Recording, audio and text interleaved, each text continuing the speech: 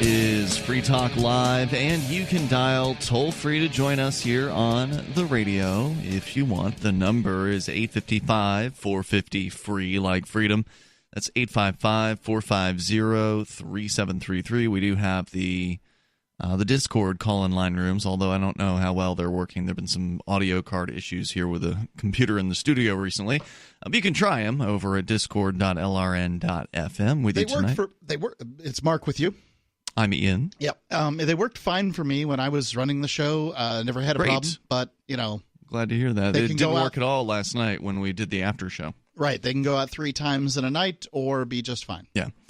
So you can try that. I just haven't had a chance to get any new equipment in here and do the appropriate testing necessary to iron out whatever those bugs are. Yeah, your return trip from Tokyo. Have you caught up from the jet lag?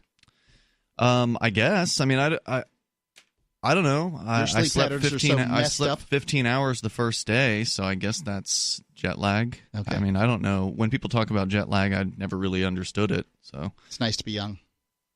I guess. I don't know. Are you saying jet lag doesn't affect people who are younger? Yep. The younger you are, the less it's going to affect you. Huh. Okay. Well, anyway, so you can bring up anything that you want. News out of the Daily Mail in the UK. Mark, you wanted to talk about this one, where a pedestrian has been fined £90. I don't know offhand how much in dollars 90 pounds is. It's at least $100. But for disorderly behavior after he tried to cover his face when he saw a controversial facial recognition camera on a street in London. Officers set up the camera on a van in Romford, East London, which then cross-checks photos of faces of passers-by against a database of wanted criminals.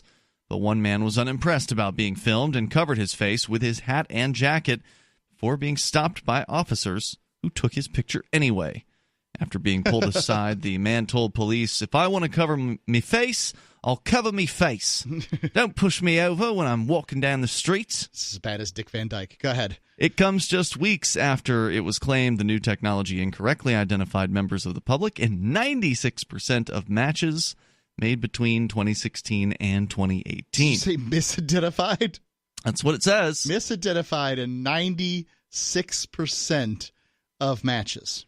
Yeah, now I don't know who made that claim, but that's an interesting thing to say. Cameras have been rolled out in a trial in parts of Britain, with the Met making its first arrest last December when shoppers in London's West End were scanned.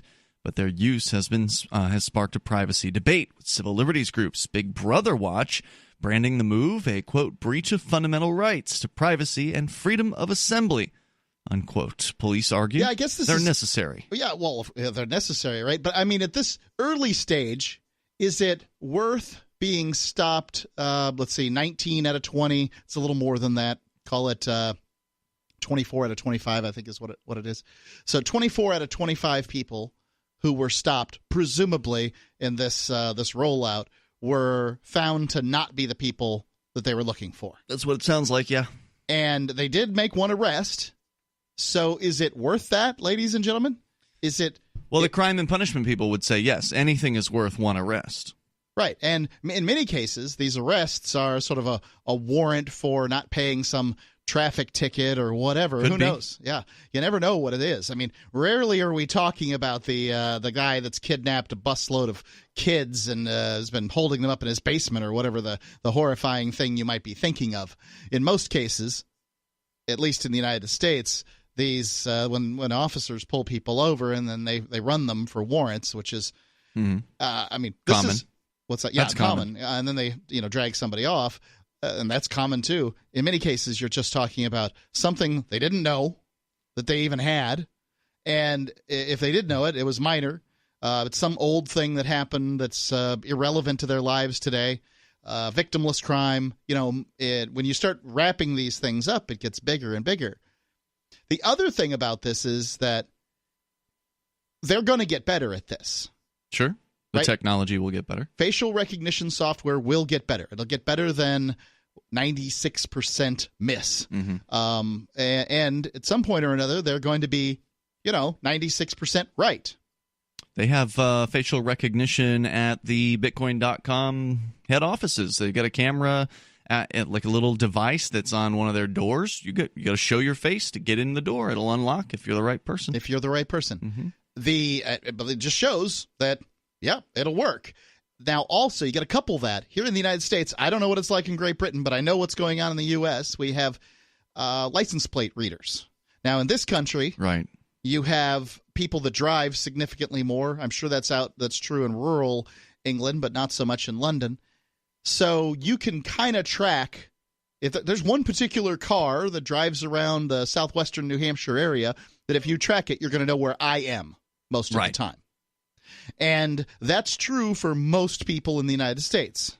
So if you can couple license plate readers with facial recognition software, then the government that's just decided one way or another, whether it's in New York State or Georgia, to either allow babies to be killed just before they're born or to call a zygote an embryo, whatever it is, you disagree with it. This same organizational model, the government, is going to be watching your moving, where you're going and what you're doing. And is that acceptable? Because I know it's acceptable to some of y'all out there. Some of you are saying, well, if you're not doing anything wrong, what have you got to hide? I would say this is, I don't have to stop your stinking cops 96% that are 96% wrong. Well, if you don't stop, they'll run you off the road. They'll kill you. I mean, ultimately, a traffic stop. If this guy would have run from these cops, they would have grabbed him and they would have, if he would have tried to fight him off, they would have beat him with a stick. Yeah. And if he would have had a gun, which I believe is his right to protect his body from lunatics, if he would have tried to fight them off with a handgun, they would have come out with weapons at some point or another. Right. Every traffic stop is a death sentence. Well, I mean, how insane is it? If you resist enough.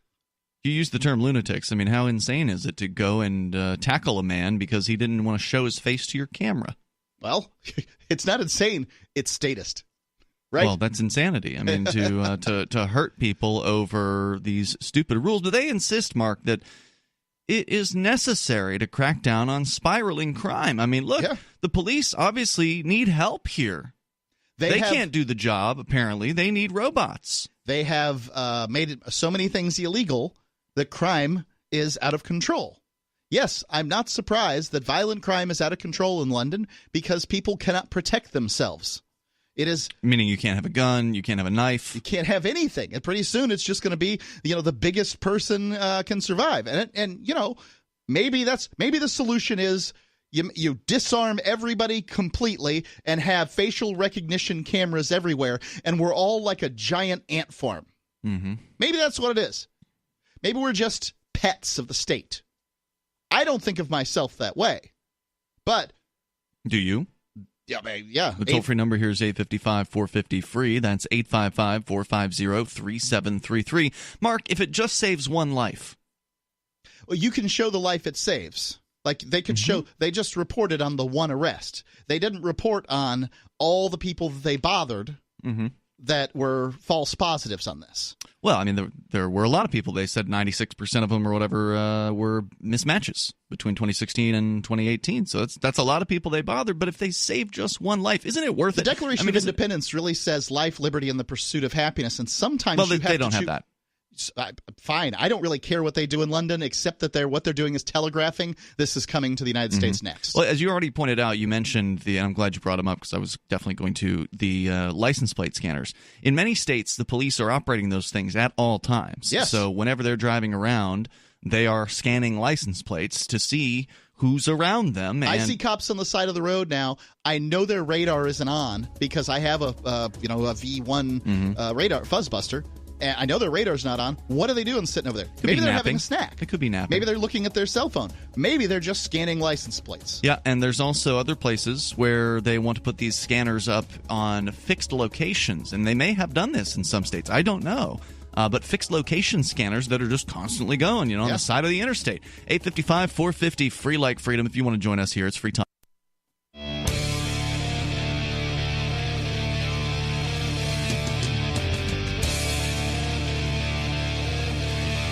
It's Free Talk Live, and you can bring up whatever you want here. The toll-free number is 855-450, free like freedom. That's 855-450-3733. We're talking about the ridiculousness out of the UK, specifically.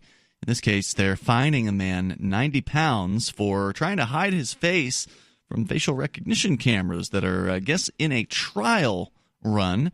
And during that trial run, they have had a just abject failure rate of 96%, apparently, according to somebody. The Daily Mail writing the story here. This is almost, I mean, that's a little better than the TSA tends to average on there when they test themselves with the red team. No, that's about where the TSA tends to be. You know, between like 80 to 90 to 95. 75 and 100%. Yeah.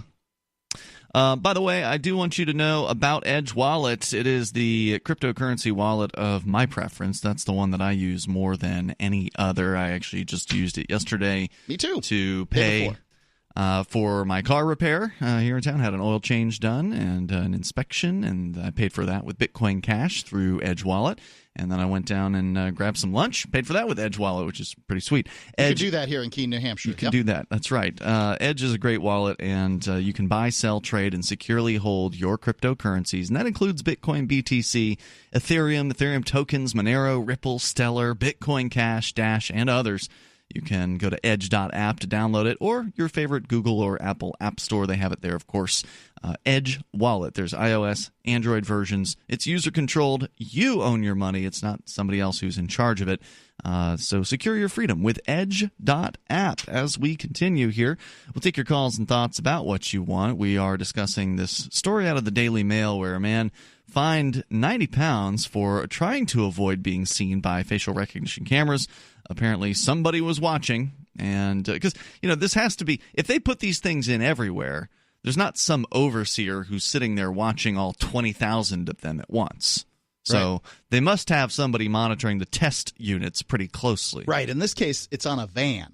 Mm-hmm. And so they could be somebody in the van. They have more than 1 million cameras in London that are watching all the time, but those cameras aren't rigged with the facial recognition software. Not yet. Today.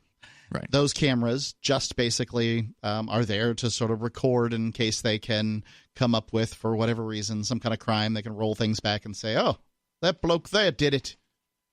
Indeed. Police, according to the story here, was the South Wales Police. Was first deployed by the South Wales Police back in 2007. Yeah. Let's see what else here. Oh, yeah. So the police say they're necessary to crack down on spiraling crime, which we've got an example of what the police are doing to crack down on that crime here in a little bit. Spiraling usually indicates something that's going downwards. Yeah, right. Officers previously insisted people could decline to be scanned before later clarifying that anyone trying to avoid the scanners may be stopped and searched. It was first deployed Now they're finding them. It was first, and I imagine searching them as well. It was first deployed by South Wales Police ahead of the Champions League final in 2007, but wrongly matched more than 2,000 people at the time to possible criminals. Police, and you'd think it had gotten better in a decade, but maybe not so much. Right, they did this in Ybor City and Tampa. I remember that. It was a long time ago.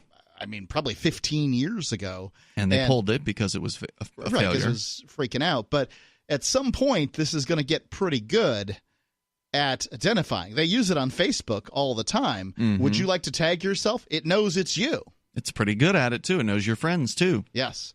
And if your friends put up a picture of somebody who looks like you, then it wants to tag you in it. It's like, well, this isn't me. Police and security services worldwide are keen to use facial recognition technology to bolster their efforts to fight crime and identify suspects, but they've been hampered by the unreliability of the software, with some trials failing to correctly identify a single person. The technology made incorrect matches in every case during 2 deployments at Westfield Shopping Center in Stratford last year, according to Big Brother Watch. It was also reportedly 96%. 96%. Saying here accurate, but earlier it said it was inaccurate at 96%, so I'm not sure what they're saying. In Romford, the man was fined 90 pounds at the scene by the officers, who also arrested 3 other people during the day thanks to the technology. See, Mark? They're making arrests off of this. I mean, this is worth it, isn't it? If it just, sure, it's going to inconvenience some people, but isn't it worth it to stop the criminals? That's the question that the people need to ask themselves. I kind of feel like you deserve the government that you want in some given geographic area. If it's if that's the thing you want, if you want to be harassed as you go down the street so that people can pick up petty criminals, in many cases criminal isn't even the right term, violators, because they have because there's so many laws you couldn't read them in 4 lifetimes. Well, right. And they aren't saying what these people are being arrested for. They're not saying they caught 3 murderers. They're not saying they caught 3 wanted armed robbers. In London, having a sharp piece of metal is illegal. Right. I mean, they're literally having drop-off places for you to put knives. Now, I don't know. I remember I've worked in restaurants, and chefs would carry their knives in a little sheath on a belt. Right. Now, if you leave it at the restaurant, then I suppose it's up for stealing by the busboy or whomever. So some of them would probably want to carry it around with them or put it in their car or something like that. Mm-hmm. Is it legal to carry a knife in your car in London? I bet you it's not. Yeah. I suspect you don't even have – it's like New York City where people don't even have cars. How do you transport your knife from your home to your job? Good question. Call the police. I mean, do chefs now use plastic knives in London? I doubt it. Are plastic knives legal? Does it have to be a metal blade? Do you have to have a note from your employer that says this man is a chef? Or is it anything with a pointy tip on it? Because you can kind of have a, plasti knife. Those exist. Yeah. Right? Well, I mean, back in the day, they had – a stiletto is a pointy knife with 2 blades on it, but a dirk is just a pointy piece of metal, like an ice pick. So, you could do the job with that pretty easily. I think if you're wandering around with an ice pick, it's unlikely that you're out to pick ice, though. So the toll-free number is 855-450-FREE. That's 855-450-3733. They then get into the back and forth between the officers, and I don't know if this is because the officers were recording video or if the man was or how this was, I'm not sure who recorded this, but they claim that after being stopped, the man asked the officer, one of them, "How would you like it if you walked down the street and someone grabbed you by the shoulder? You wouldn't like it, would you?" Officer told him, "Calm yourself down or you're going in handcuffs." I'm not answering that question. "It's up to you. Wind your neck in." But the man replied, "You wind your neck in." Now, what does that mean? Is that slang? It sounds like British slang, doesn't it? It sounds like he was sticking his neck out, and therefore it needs to be wound back in. I don't think so. I bet you it means something else. It sounds like slang. After being fined, the man told the reporter, "The chap told me down the road, he said they've got facial recognition, so I walked past like that," and then covers his face to show how he did it. "It's a cold day as well. As soon as I've done that, the police officers asked me to come to him, so I've got me back up. I said to him, F off, basically. I said, I don't want me face shown on anything. If I want to cover me face, I'll cover me face. It's not for them to tell me not to cover me face." And can you cover your face if it's cold outside? I mean, can you put a balaclava on in London, or is that illegal any time of the year now? London isn't as cold as New Hampshire, but I can tell you there are times of the year here in New Hampshire when people will absolutely be wearing garb that covers their face almost entirely. Coming up, we'll tell you about a bust of so-called dangerous weapons in the UK, which included a spoon. On the way here. It was really silver, though. It's Free Talk Live. Free Talk Live has found that though U.S. financial institutions are prohibited from doing business with foreign gambling websites, it's not illegal for U.S.-based internet users to gamble on those sites. People have been using VPNs or virtual private networks to connect to sites like games.bitcoin.com and play games with Bitcoin Cash. Games.bitcoin.com features poker, blackjack, roulette, craps, keno, slots, and dice. You can conduct your own investigation at games.bitcoin.com.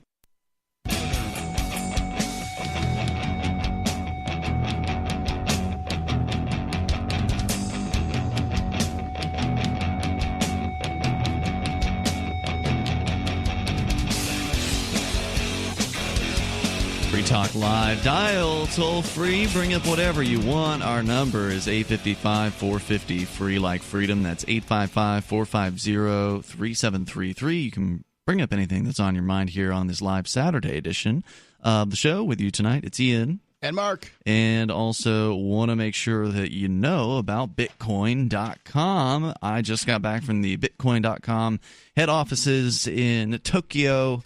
And it was a great experience because, I knew that Roger Ver was into Bitcoin Cash specifically is, of course, what he's throwing a lot of his weight behind. But I didn't really realize how much weight that he'd thrown behind it. There's a lot of people working for Bitcoin.com. They don't all live in Tokyo, but he's got like 90 employees there. They're doing a lot of stuff. They have a bunch of irons in the fire, some of which I can talk about, some of which I can't, but I can definitely talk about their new website, local.bitcoin.com. This is a way for you to, as of June 4th, when it officially launches, to buy and sell Bitcoin Cash either with somebody in your town or some way halfway across the world. So there's different ways that you'll be able to do it, whether it's meeting somebody at a McDonald's and trading cash for Bitcoin Cash, or it's bank deposit from halfway across the country. There's going to be different ways that people will be able to accept payment, and they're going to do it where you don't actually have to identify yourself to the website, meaning that there's no what they call in the money world, know your customer requirements, where you have to identify and show all kinds of identifying information to a website that needs to know who you are because the government says they need to know. In this case, local.bitcoin.com is not going to have those things. They're going to have apparently encrypted chats between buyer and seller there, so the website itself doesn't even know what you're doing, which is pretty interesting. That's at least my understanding of it, and there's more to it, but I didn't make exhaustive notes on it. The site's up right now. You can go to local.bitcoin.com. You can kind of take a look at it. It's in teaser mode, if you will. You can sign up. You can create an account. You can place an advertisement on the site to, say, sell some Bitcoin Cash, but it won't actually be active until June 4th. So they're getting ready to roll this thing out, and it sounds like it could be a really big deal. So I'm looking forward to it. I'm a big fan of sites like this, and I'm looking forward to trying out local.bitcoin.com. Yeah, I think it sounds like a great idea. So not such a great idea is identifying people on the site with these facial on various different places, specifically in London, with facial recognition cameras. A man fined 90 pounds after attempting to shield his face from one of these test cameras that they have. Apparently it's on a van, so I suspect that means that there's an officer sitting in the van probably monitoring the output in case it matches somebody who's an alleged wanted criminal. And reports, by the sounds of it, they're missing far more often than they're hitting on this, which means that they're sending out officers to know that whether you were right or wrong, whether you had a miss or not, as far as this facial recognition software goes, you have to have come in contact with the person, right? So yeah, the bad guy, somebody, it recognizes somebody. That somebody likely has a record and warrants. Otherwise, why is it recognizing them, right? Well, because it's making a mistake. No, that's a misrecognition. That's not a recognition. So it blinks up. Blink. You got. You're saying somebody. when it gets it right. No, when it has a hit. Okay. All right. It believes it knows who you are. It knows who somebody is. Likely, it believes that because that person has warrants, right? The person it thinks you are has warrants. Correct. Right. So then they have to send out a cop or two or three. I mean, they're unarmed there in London, so maybe they're sending out 2 cops. I don't know. And then they... Yeah, he's surrounded. They actually have a picture of the whatever the arrest or ticketing incident was, and it appears that he's surrounded by at least 4 cops. All right, so they got 4 cops out to identify, whomever it is that this machine hits on, and they find out that this person is not the person hit on, meaning this person is not somebody with warrants, or it's somebody different with warrants is another possibility. Could be. Yep. And they, so this is the only way that they can find out. So this means that they've harassed a great deal of people in order to come up with these numbers. Correct. In this case, the officers surrounded the man and handed out a 90-pound fine to him. And according to... Now, this wasn't a guy that was pinged on their software. This is just a guy that held up his hand That's right. and coat in front of his face. Otherwise, they would have handed him more fines or put him in handcuffs if they'd actually, matched him with somebody. Right, but the software doesn't say that. This is just, at this point, just a citizen who did not want to have his face scanned by a camera. Of course, he's in London, which means that he gets his face scanned by a camera all the time, but it's a different camera, not this camera.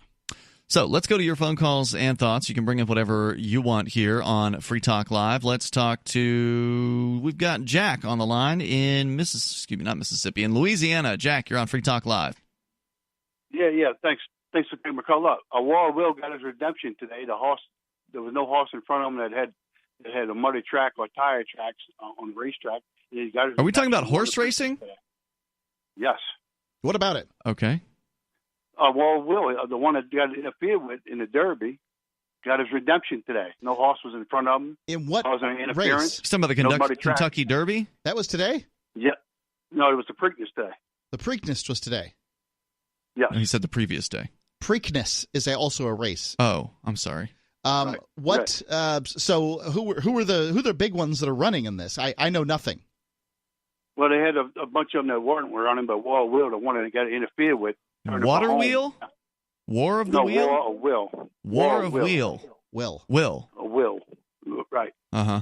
He got his redemption today. Won. Nobody was in front of him. Well, good for him. Thanks for the call. Yep. Toll-free number here, 855-450-FREE. I hope a bunch of people won some money, but probably a bunch of people lost. You tell people they can call in about anything they can. He did. Let's go on to Larry in Indianapolis, listening to WIBC. Hello, Larry. Good for everybody who won their sports game today. Yay! Go team! Let's go to the Coliseum and watch the Gladiators tonight. Sounds more entertaining than horse racing. Down the Temple of Diana and wash our sins away. Can I throw Ian in there? Case, how's that now? Can I throw Ian in the Gladiator pit? Well, we don't want him in there, but if he'll go and offer some sacrifice to Diana down at the Palladium, then he'll be okay, I think. All right. But anyway, what I was calling about, Mark and Ian. Yes, sir. Now, I hear you talk about immigration all the time, right? As Not all we the should time. Have open borders. We could talk about it all the time because it's, it hot comes topic. up periodically. But what I'm talking about is now I just heard on the news that they are taking 1,000 immigrants to each state, Broward County and counties throughout the United States, giving them a $5,000 stipend for housing, plus all the safety net issues they get. They get free food stamps, they get housing, they get TANF money if they got a family. Now, do you approve of somebody claiming refugee status, being held in confinement for 3 days, then flying to whatever city he wants to go to at our expense, and then give $5,000? And then, no, I don't approve of government welfare at all, Larry. I don't approve of forced. Neither do I, but that's what these people are getting. And how do they ever merit it? I don't know. But you talk about immigration, there ought to be some kind of restrictions put on it. Well, the problem isn't the problem is a welfare problem, Larry. I mean, we can't afford to just pay for the world to come here and then get a $5,000 stipend every month or whatever it is. That's outrageous. Well, that's what we're doing, and Nancy Pelosi and her gang are defending this. Democrats across the board are defending this policy. When I see every morning when I go, it's because they're spending your money on new voters. Yeah, to get coffee. And I see our own kids coming in with dirty clothes on, eating Little Debbie's and Mountain Dew for breakfast. And it could be spent better on our own people unless we are infidels like the Arabs call us. Well, let's talk about it further because it's an interesting question. And no, I don't support welfare. I don't support government forced redistribution. I do support refugees being able to come to the United States, and I support people who want to support them being free to support them in whatever way they feel like it, whether it's providing housing or food on a voluntary, consensual basis. Our toll-free number is 855-450-FREE like freedom. This is Free Talk Live.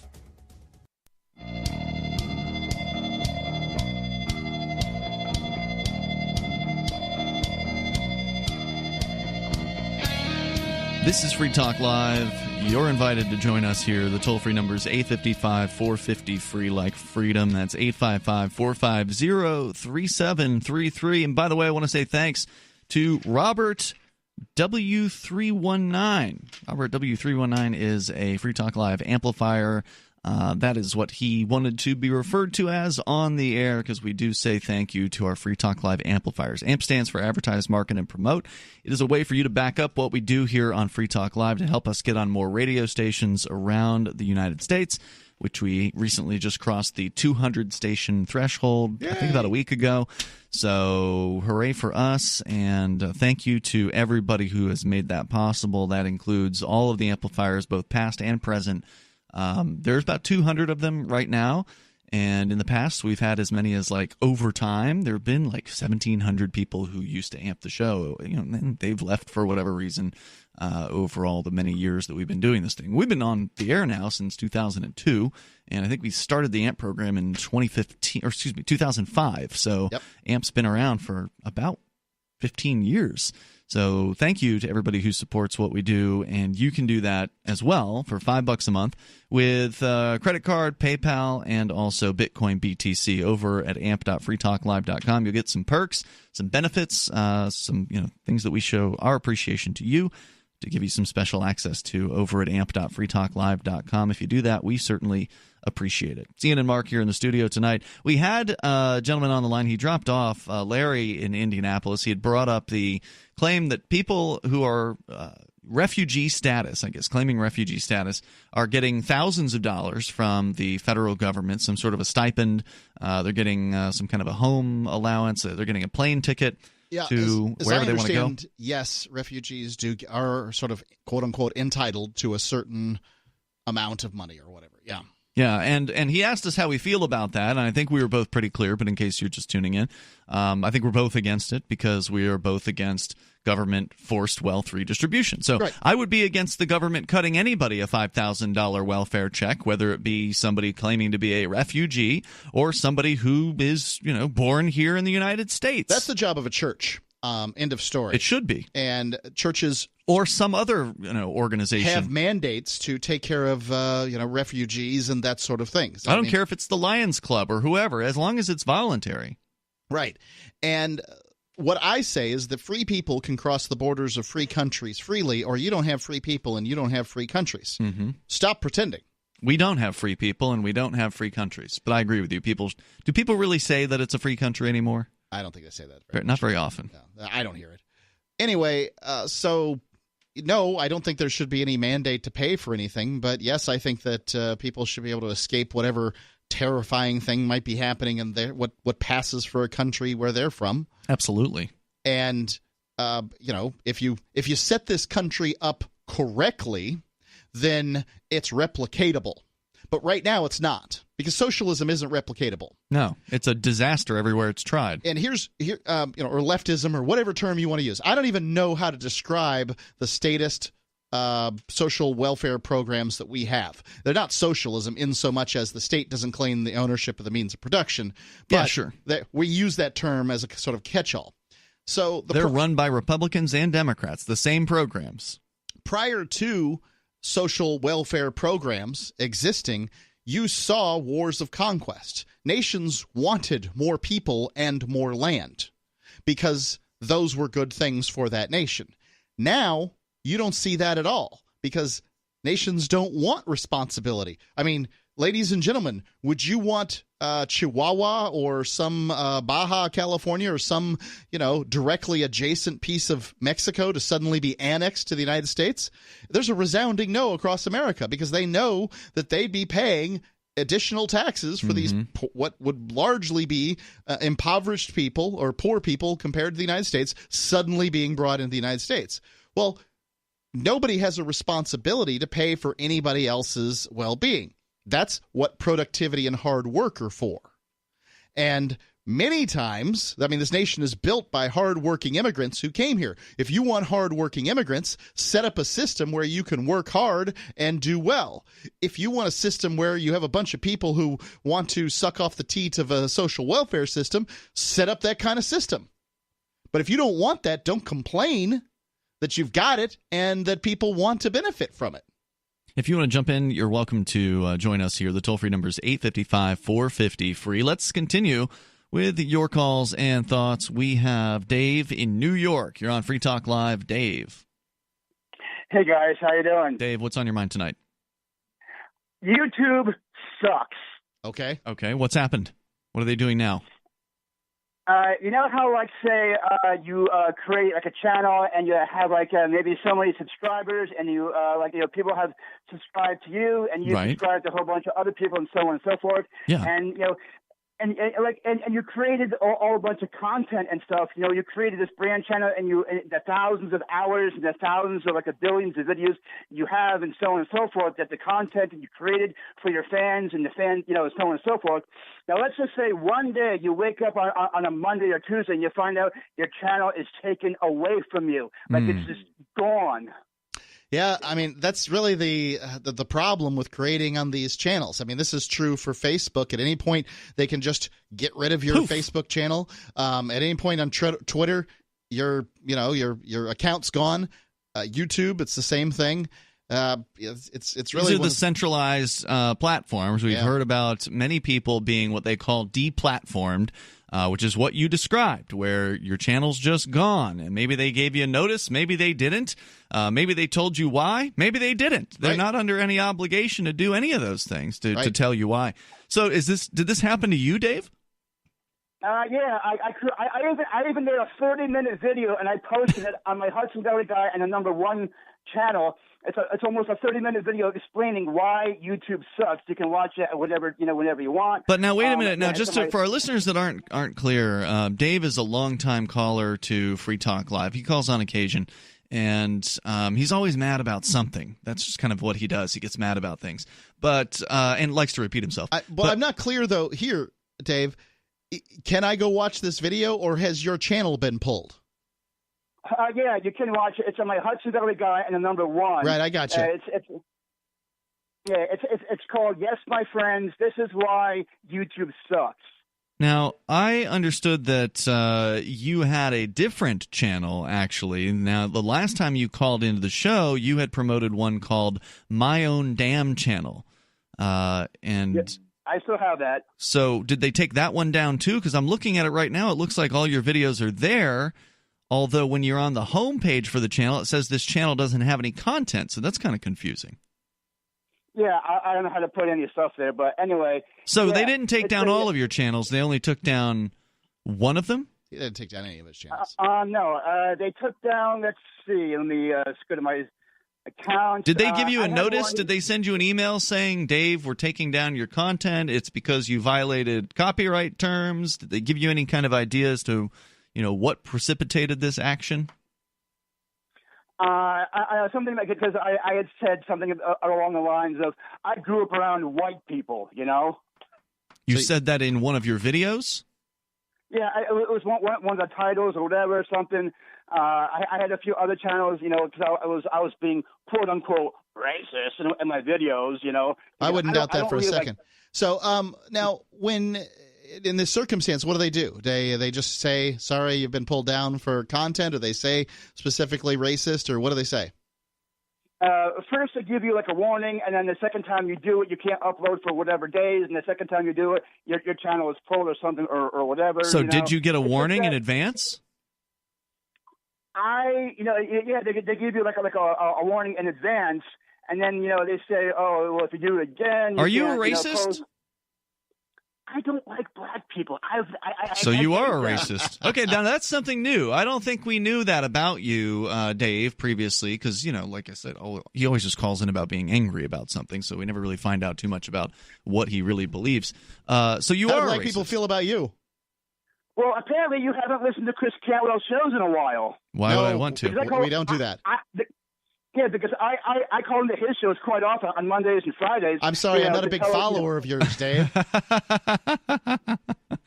Oh, but you could subscribe to his YouTube channel. He's up to 474 subscribers, Mark.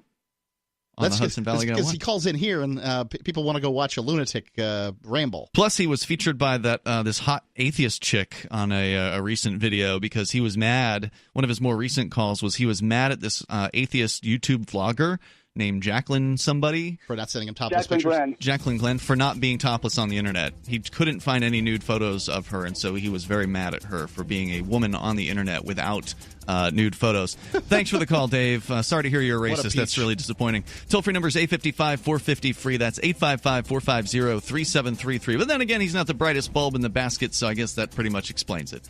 855-450-FREE. You can join us here. Hour number 2 is next. Take control of the airwaves. Coming up, a big knife bust in London. Are you concerned that liberty, free market economics, and the values that made America great are no longer taught in schools? Well, so am I. So I got my son the Tuttle Twins children's book series. My name is Jack, and I'm 11 years old, and I just started the Tuttle Twins. So far, I have learned that some people can use the government to ruin the economy and destroy people's businesses. Give all the young people in your life a chance at reason and clear thought, because they're not going to get it at school. There are 9 books in the series, and each one teaches a set of ideas that children aren't getting elsewhere. Go to TuttleTwins.com and use coupon code FTL to get 40% off. Again, that's TuttleTwins.com.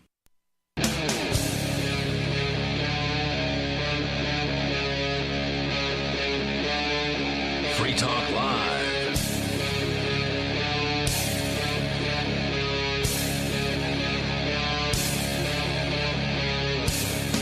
It is Free Talk Live, and we're launching into the second hour of this live Saturday edition of the show. You can dial in toll-free and bring up whatever you want. Our number is 855-450-FREE. That's 855-450-3733 with you tonight. It's Ian. And Mark. As we continue, we will take your calls and thoughts about what you want coming up.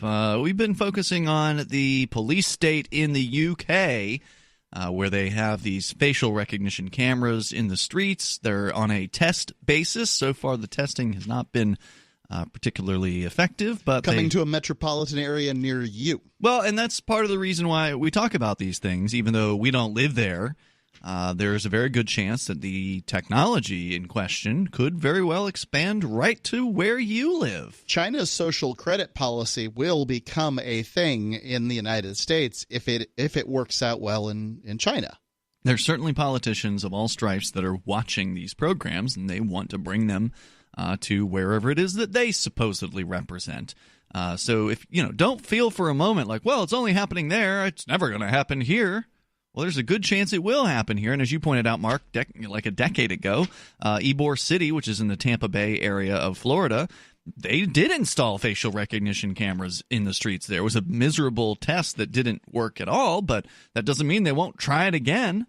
When I was in Europe and the Middle East in the 90s, I noticed that they had police officers standing around with, I don't know if they were machine guns, but they looked like, they were black scary guns, right? Mm-hmm. And I'm like, wow, at least we don't have that in the United States. Our cops carry handguns. Yeah.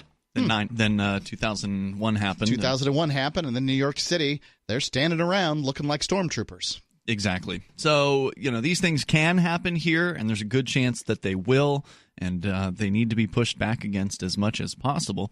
We can take your calls and thoughts about what you want, but then I have a follow-up story about a London police department that has busted a dangerous cache of weapons, including what appeared to be kitchen utensils. Lots and of a them. spoon. Yeah, spoon. So we'll tell you about that on the way here. Your calls and thoughts are welcome. You can bring up anything that you want. Let's go to the phones and to the fun. We've got Nikki on the line in Pennsylvania. Nikki, you're on Free Talk Live with Ian and Mark. Good afternoon. How are you? Hi, Nikki. What's on your mind tonight? Hey, listen, I have a quick question. So Sure. I am an immigrant to the United States. Thank you. And thank you. You're welcome. So as an immigrant, I am subject to a numerous amount of investigations. I have to get FBI checked every few years, fingerprinted, photographed, everything like that. So let me ask you a question. So you feel that American citizens should not be subject to such things because they're American citizens? No, I don't think anybody should be subject to being harassed by the government goons. Okay, I don't think I'm being harassed. I think it's a matter of the government is trying to make sure I'm not a criminal, which obviously I'm not, because obviously I have to go through those things. But why do you think that that's okay, that, the government should not make those checks and balances to those of us, even immigrants, but even American citizens, that may be a threat to the United States or to its people? Because I'd rather take my chances and be left alone and have no government goons in my life. So the government, by its definition, is unaccountable. It makes irresponsible decisions historically, and I would prefer it to not single out a group of people on whom to make irresponsible decisions. Okay, great. So then you are in agreement with me that I, as an immigrant, should never be FBI checked. I should never be fingerprinted. I should never be photographed every few years. I should never have those things imposed on me as an immigrant. Absolutely not. Any human being should not be harassed by a gang of thugs who are claiming to be ruling over them. It's an interesting thing. So you think then that we as humans and we as American citizens or immigrants, or I'm a permanent resident in the United States. LRN.FM. Your call. She waited a while for that one. Here in the United States, Nikki, you're not allowed to say the S-bomb on the radio. Yeah, I mean, she was sounding like she was saying she was paying an S-ton of taxes, was it? Or I'm sure fees she is. Or something like that? I'm sure she's paying a bunch of taxes. Yeah. So are people in the United States, too. I don't think you should have to pay taxes either. I think that's a scam. Well, I tend to agree. It's just a bunch of government gangsters that demand money out of you and demand obedience out of you, and they take the money that you've earned, legitimately, probably, by doing business and satisfying customers with whatever it is, product or service that you're offering. And the government people just come in and they say, we'll have that percentage of that amount. Yes, we've determined that this is the proper percentage for you to pay of the amount of money that you make, and then we're going to provide these services to you. Oh, you don't want these services? Well, we'll take it anyway. Too bad. We're going to do it anyway. Right. You don't have to take the services, although you can't live without them, whatever they are, because, well, can you read? Well, thank a government school teacher. Yeah. Oh, you didn't go to a government school? Well, don't you want people to be able to read in your community? Well, I mean, like it's this sort of roundabout circular logic. As far as I'm concerned, people need governance. Yes, 100%. I believe that they do. However, when you give somebody a monopoly, I am not a monopolist. That's the difference. I believe that government services should be offered in a marketplace where you can choose your governing agency. And if you don't like the services that you're getting from one, you should be able to switch over and go to another. Yeah, you can do that geographically now, but what if that wasn't attached to geography? Well, maybe we'd get better service if there was competition. Competition tends to bring better things in a marketplace. That's all I'm going to say here. And so when it comes to immigration, I think that the real problems with immigration have to do with government handouts. The government as a police state. Nobody seems to want a police state until they've got some little plan that needs to be enacted or whatever. And it doesn't make any sense. The government is irresponsible and inefficient in everything it does. Anything you turn over to it, it's going to mess up. Ask the people who work for the government. They know. If they're being honest with you. Now, I don't know if this is the same person in our DLive chat room. The texter here is I Bully Women. The DLive, by the way, you can join us on DLive. It's a video streaming platform at dlive.lrn.fm. Says here, but y'all are for major corporations to do whatever they want and not pay taxes? Okay, well, I can address that. A corporation is a creation of the government. If you have a problem with corporations, then you have a problem with something the government has done. Mm-hmm.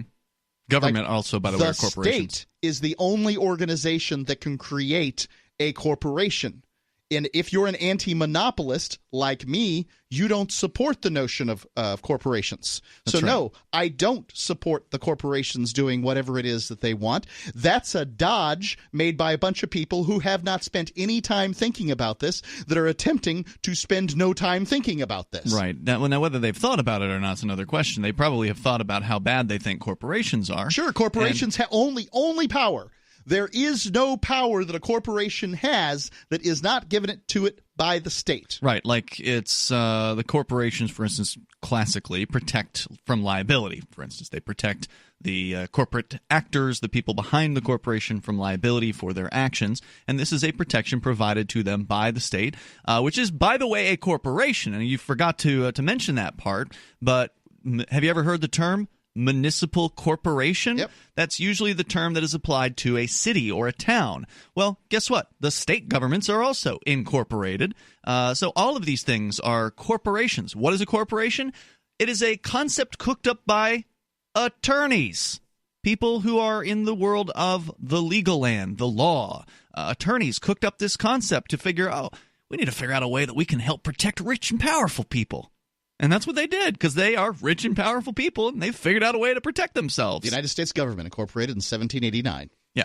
So corporations are total BS, and does that mean I'm against business? No, of course not. You should be able to run a business, and you should be liable for the actions that you take whilst running that business, whether or not there's some sort of corporate veil or not. I would say this, that if the state has the right to tax any entity in the world, that entity is a corporation, because the state created it. But even then, Mark, they don't pay taxes. I wasn't created by the state, so when the state taxes me, it's theft. But even then, they don't pay taxes, because every corporation passes whatever the tax burden is onto the customer. So it's always the consumer, the buyer, that pays all these corporate taxes. More coming up.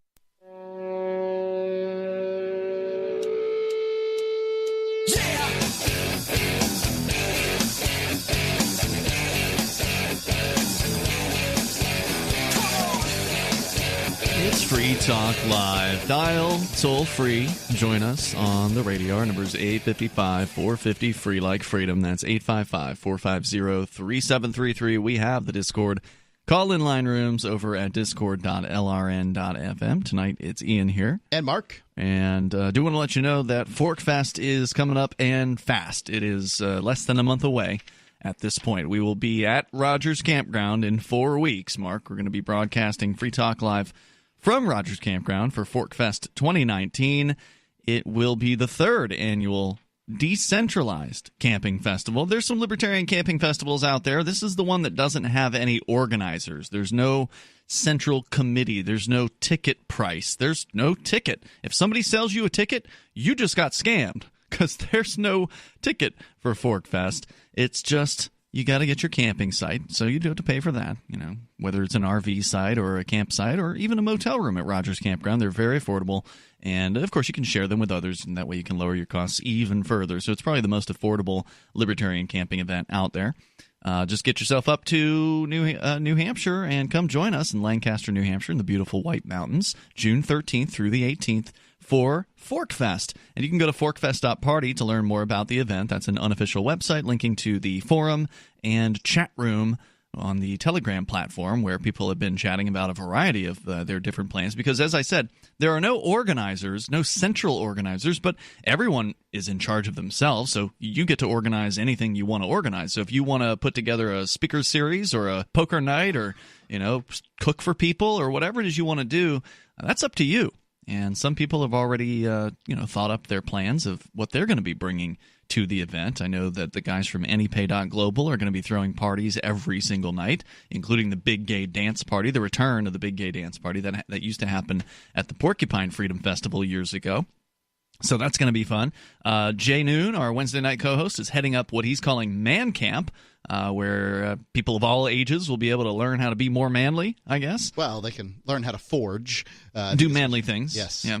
So you can learn more over at forkfest.party and connect with the, as I said, the chat room and the forum to find out what's going on and who's got what planned over at forkfest.party. I heard Alt Expo is going to be there with various different people speaking. Chris Wade, who's our Friday night co-host, is already booked for a speaking gig at the Alt Expo tent. So it's going to be very good, and I'm looking forward to it, and I'm expecting it's going to be even bigger than year number 2 was. So join us for Forkfest. Go to forkfest.party, and you can learn more there. Let's go to Gene, the Christian anarchist, listening online. Go ahead, Gene.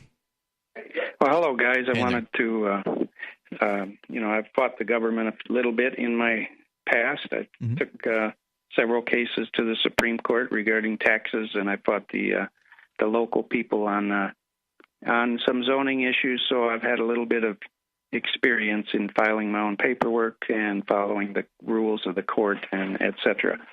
One thing that I think people need to understand, and this is where most people go wrong, is they think that the government actually follows rules. They don't. And this is the one simple fact that people need to understand clearly in order to understand why things happen the way they are, why people get beat up in the street, why people get shot for holding a cell phone, why all of these things happen, why we have to pay these ridiculous fees and taxes and, get pulled over for speeding tickets. It's all related to the simple fact that none of these rules apply to them. That's why the Constitution doesn't apply to them.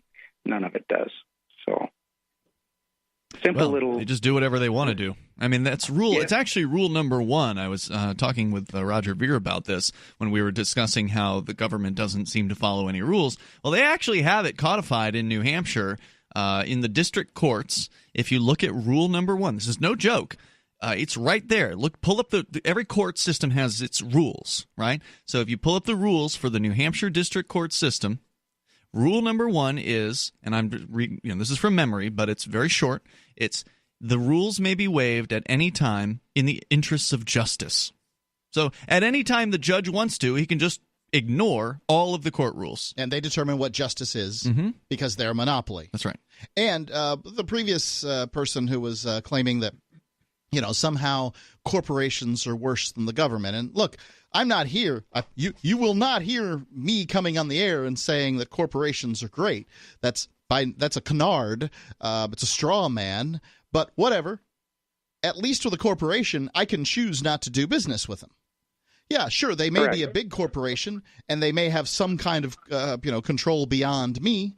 They certainly may have large assets beyond what I've got. There's no doubt about that.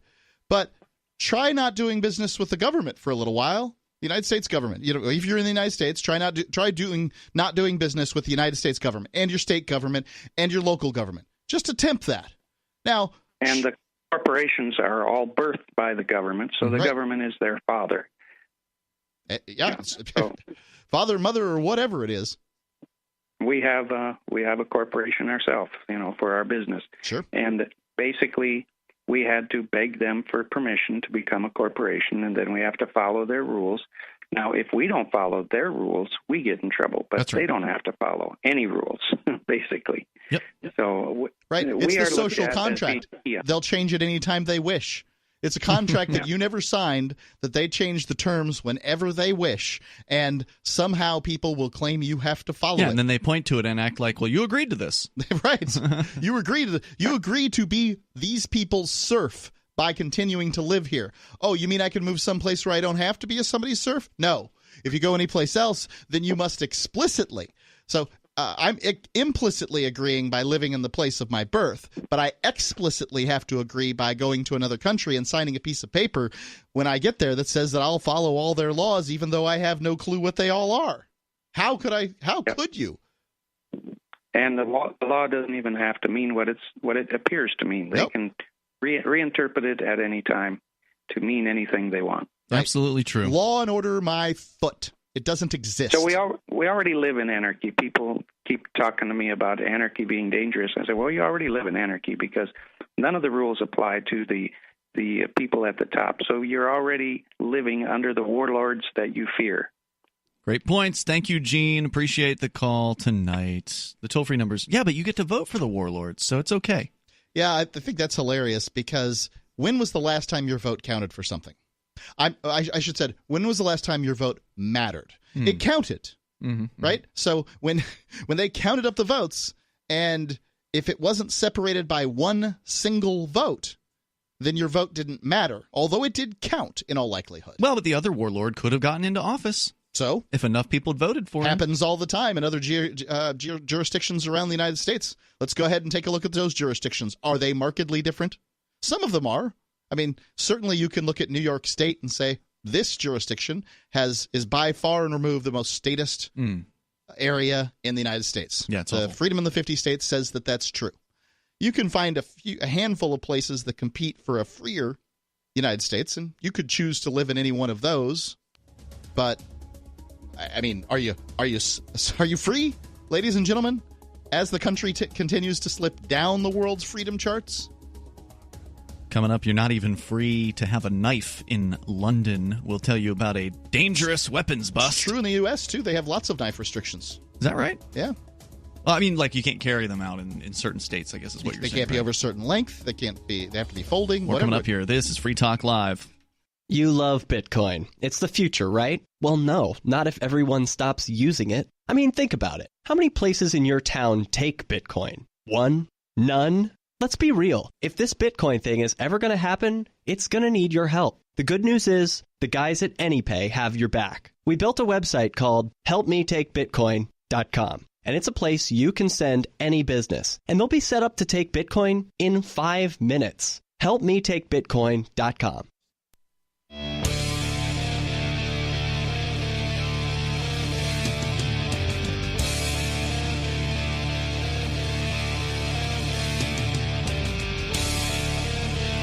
This is Free Talk Live. You can bring up whatever you want here. Our toll-free number is 855-450, free like freedom. That's 855-450-3733. We do have the Discord on-air call-in line rooms, although I should stop saying it because I can't get the hardware to work here in the studio. We get some technical difficulties, so you may have to... the Discord. We have them. Chat with lots of listeners. Right, that's a good point. Yeah, the Discord's there, and it's most of the time, 24 hours a day, it's a chat room, and you can go in there in several chat rooms. And they're chatting 24 hours a day. Just about, yeah, around the clock. Lots of people there discussing various different things. So check that out at discord.lrn.fm. That's discord.lrn.fm. And also, coming up, Mark, we're going in, after Forkfest is over and done with, in July, we're going to be going to Vegas for Freedom Fest. I'm sure that'll go better than our last trip together. Oh, you mean to Tokyo where you couldn't make it into the airport? Right. Or out of the airport? Conviction as a juvenile keeps me out of the whole country. Yeah. Have to take a 18-hour flight there and then an 18-hour flight back. It was miserable. But Freedom Fest, you won't have that problem because you'll be going to Vegas. Been to Vegas many times, and it's awesome. They welcome my kind there. Well, the theme there this year is the Wild West. It's the largest liberty-oriented gathering in the world with a couple thousand at least people attending this event. It's a big one. Yep. And I don't know because I've never actually been, but Mark, you've been to a few of these things. They're going to have some big-name speakers like Penn Jillette, Lenore Skenazy, Candace Owens, John Mackey, Kevin O'Leary, Kevin Harrington, Stephen Moore, Grover Norquist, and others. You can go to freedomfest.com/FTL, learn more about the event, and get your tickets now. You can use coupon code FTL50, that's 50, FTL50, to get a discount. And if you're still, not sure what this is all about, you can actually sample the last five best speeches from last year for free, including Judge Napolitano, Alan Dershowitz, Charlie Kirk, Heather McDonald, and John Mackey. So if you want to see those speeches, just go to freedomfest.com/FTL. They're there. freedomfest.com/FTL. And again, we'll see you at Freedom Fest. It's July 17th through the 20th, by the way, in Vegas. Do you know, Mark, which hotel? We should probably mention that here. Offhand? It used to be at the Bally's. I have to we'll have check to check the website. The website. freedomfest.com/FTL. I've got our plans, but I couldn't tell you. They all run together for me. All right, so we continue. Your calls and thoughts are welcome. Let's talk to Tom in Detroit. Tom, you're on Free Talk Live. Go ahead.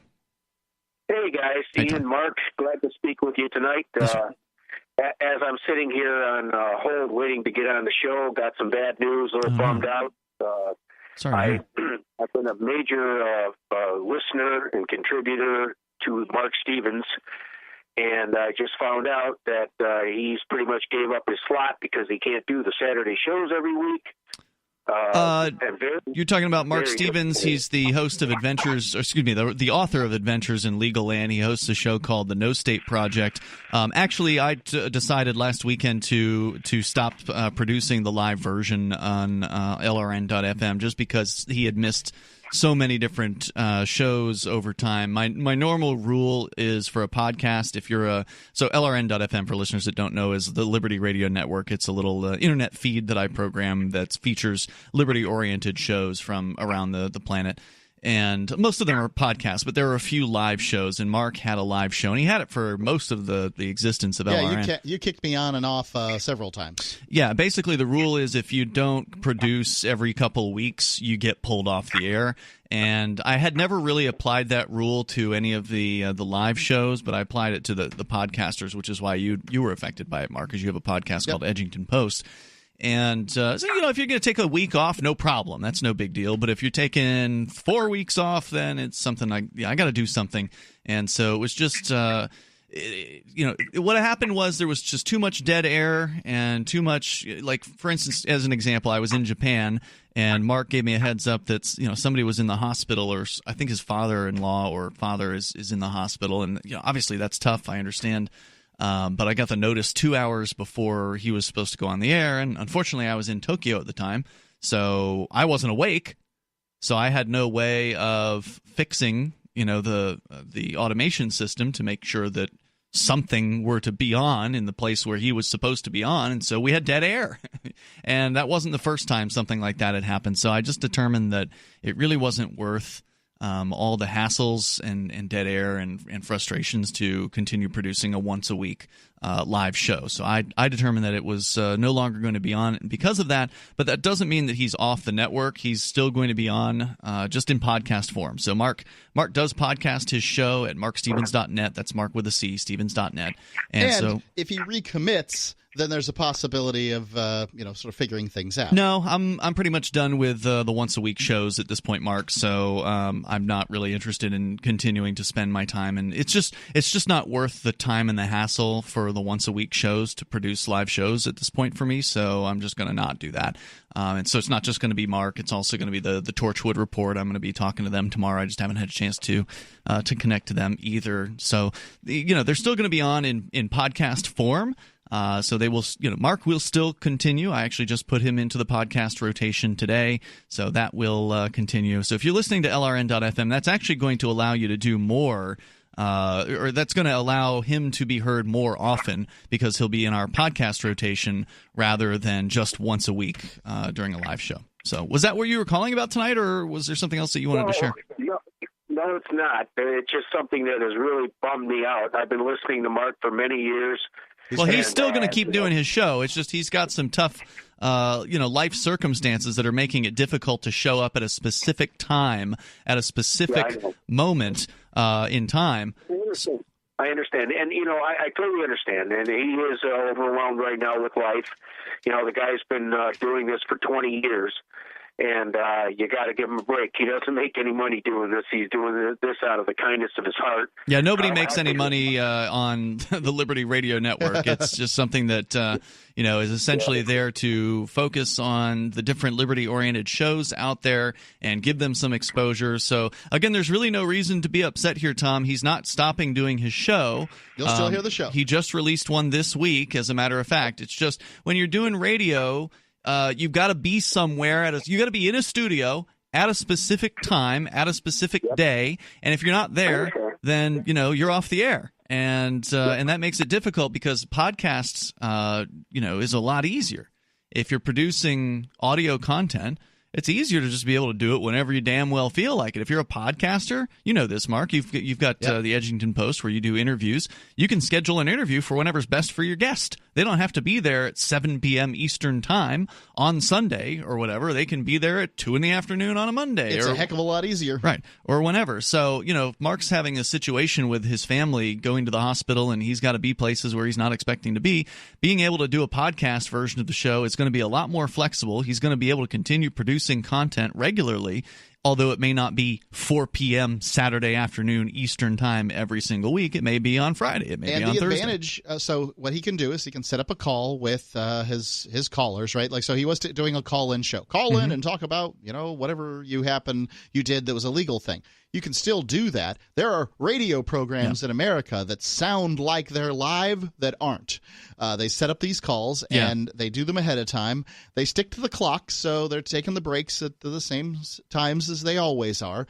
But it's it's recorded, and that's fine because a live show really only matters to the people who are calling in. If I tell you that which is like a fraction of a fraction of a percentage. Fraction, right? They say that only 1% of your audience will ever call in. Yeah. And so thank you to all of you that do. Thank you to everybody who listens. It doesn't make a difference. You get the entertainment how you want to have it.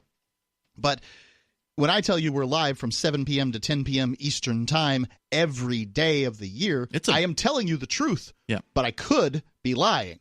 Well, and it's a huge burden to have to be in the same damn place every. I understand why people are like, because I've offered to people before, like, hey, you want to take your show live? Like somebody who's really good at doing a podcast or whatever. Like, and they're like, hell no, I don't want to be somewhere at a specific time every single week or every single day. So we got more coming up here. Thank you, Tom, for the call tonight. If you're calling about something else, well, call us another night. Appreciate it. The toll-free number here is 855-450-FREE. That's 855-450-3733. But the good news is, because he'll be in our podcast lineup, you'll actually hear more of Mark Stevens now, because it used to just be once on a Saturday, and now he'll be in the podcast loop, which plays multiple times throughout the week. So go to LRN.FM if you want to learn more about that. We go up more Free Talk Live coming up.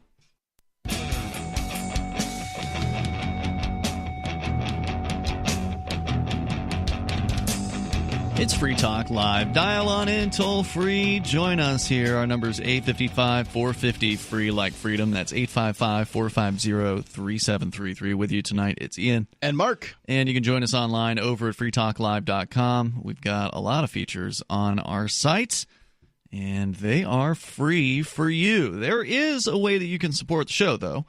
By becoming a Free Talk Live amplifier, which is what Leah H. has done. So thank you to Leah H., who's a Free Talk Live silver amplifier, meaning she gives $5 a month toward the AMP program. AMP stands for Advertise, Market, and Promote. That is a way for you to help us promote Free Talk Live to new radio stations around the country. Just hit 200. Finally, I think we're up to like 204, 205. We're going to lose one, sadly, this weekend, and I think it's worth announcing because it's a big one. Normally, we don't announce a station that's on the way out the door, but this is a big one. We've lost hundreds, just like every other show out there. We have. Although we actually keep our list up to date, unlike so many out there. Yeah. When you find out how the list of stations that talk show host has, in many cases, that list is basically highly inaccurate. Yeah, highly. Yeah, this is what people don't know this about talk shows, because they're not looking through affiliate lists. Why do they know? Yeah, I don't think most people care how many stations most people are on. But Rush is attributed to having 600 radio stations. Free Talk Live has 200. Mm-hmm. I mean, if you want to say, if you want to count radio stations, I'm sure some of the stations he's got are much bigger than some of the ones we have. But we have a couple of good-sized ones, including this one. We do, and that's actually where our next caller is coming from. So thank you, by the way, to Leah H. And you can join the AMP program at amp.freetalklive.com. You can use PayPal, you can use credit card, you can use Bitcoin BTC, and you'll get some cool perks, some benefits that give you special access to a few things that other folks don't get. Over at amp.freetalklive.com. Kirby is with us listening to WIBC FM in Indianapolis. And before you go on, Kirby, I just want to say thank you to WIBC. And I got the notice from their program director a couple weeks ago that this will be our last weekend on the air on Saturday nights on WIBC, which is one of our biggest stations. He was quick to point out it wasn't anything that we did, and he explained why it was that Free Talk Live is no longer going to be heard on that station. He's bringing on new talent. He's got talent in the building, a young gentleman, it sounds like. That's laudable. Oh, I think it's great. I think it's the absolute right reason to take a syndicated show off and put a local show in, is to cultivate new talent. It's hard to find young people interested in radio, period. Let alone find one that's actually interested in being on the air. Whomever this young person is, I wish them the best. Yeah, kudos to you, dude, or dudette, or I'm not sure who it is, but right. You can't. You shouldn't be trying to guess genders with young people these days. Yeah, right. I mean, but whatever. Kudos puppy, to whoever it is that's coming next. And of course, the door's still open, so we never burn a bridge with a radio station. That's never something that we do. There have actually been stations who've taken us off the air, who've put us back on years later for whatever reason. And sometimes they'll take us off for disagreeing with something that we've said, and then put us back on years later because they know we're reliable and that we're there. Remember that program director pulled us off, pulled off Mark Levin, put us on, and the Mark Levin sent him an email excoriating him for having done that? I don't remember that, but that's funny. Kirby, you're on Free Talk Live. Go ahead. Hey, what's up, gentlemen? Welcome. Hey, first of all, I didn't know you at WIBC was going to let you guys go. I just hope it's not another one of those severely right conservative hosts that they generally have on. I could not tell you. Yeah, I don't know. I mean, it's talk radio, so you probably figure that it'll be a conservative, but you never know. It's not unlikely. Well, being as this is Indiana and it's WIBC, I can guarantee you will be a conservative. Okay. Hey, but I wanted to tell your earlier caller, Dave, who doesn't like black guys or black folks, I just wanted to tell him thanks for that, so I know now. Are you black guy? Yeah, absolutely. Okay. For 58 years. For 58 years now. And Yeah. Have you ever considered trying something else? I would, but it would probably cost way too much to become anything other than black. Michael Jackson tried that, and it really didn't work out for him. Yeah, people did not treat Michael Jackson well over the being born a young black man and growing into an old white woman. Yeah. Yeah, pretty much. But, hey, I wanted to remind all of your callers what Benjamin Franklin said. Those who would give up essential liberty to purchase a little temporary freedom deserves neither. Neither. We are the most surveilled country in the world. I read the other day that the average American has his picture taken at least 200 times by surveillance cameras every day. I wouldn't doubt it. If you're in a city, I believe it. I'm not sure if that's true here in Keene, New Hampshire, where I live. But the average American probably lives somewhere darn close to a city. Yeah, it could be. I mean, there's a lot of people that live in cities. I guarantee you downtown Indianapolis, because I'm sitting up under 4 security cameras as we speak. But hey, I really appreciate your guys' show. I'll keep listening to you on YouTube 7 days a week as I do now. Well, thank you for that. I really appreciate that. And by the way, you can always go to freetalklive.com. We got a podcast. You can subscribe to that. We've got live streaming. We've got YouTube and DLive at dlive.lrn.fm. But here's what I'd like to suggest to our dedicated WIBC listeners. Try out the new guy. See what you think of him.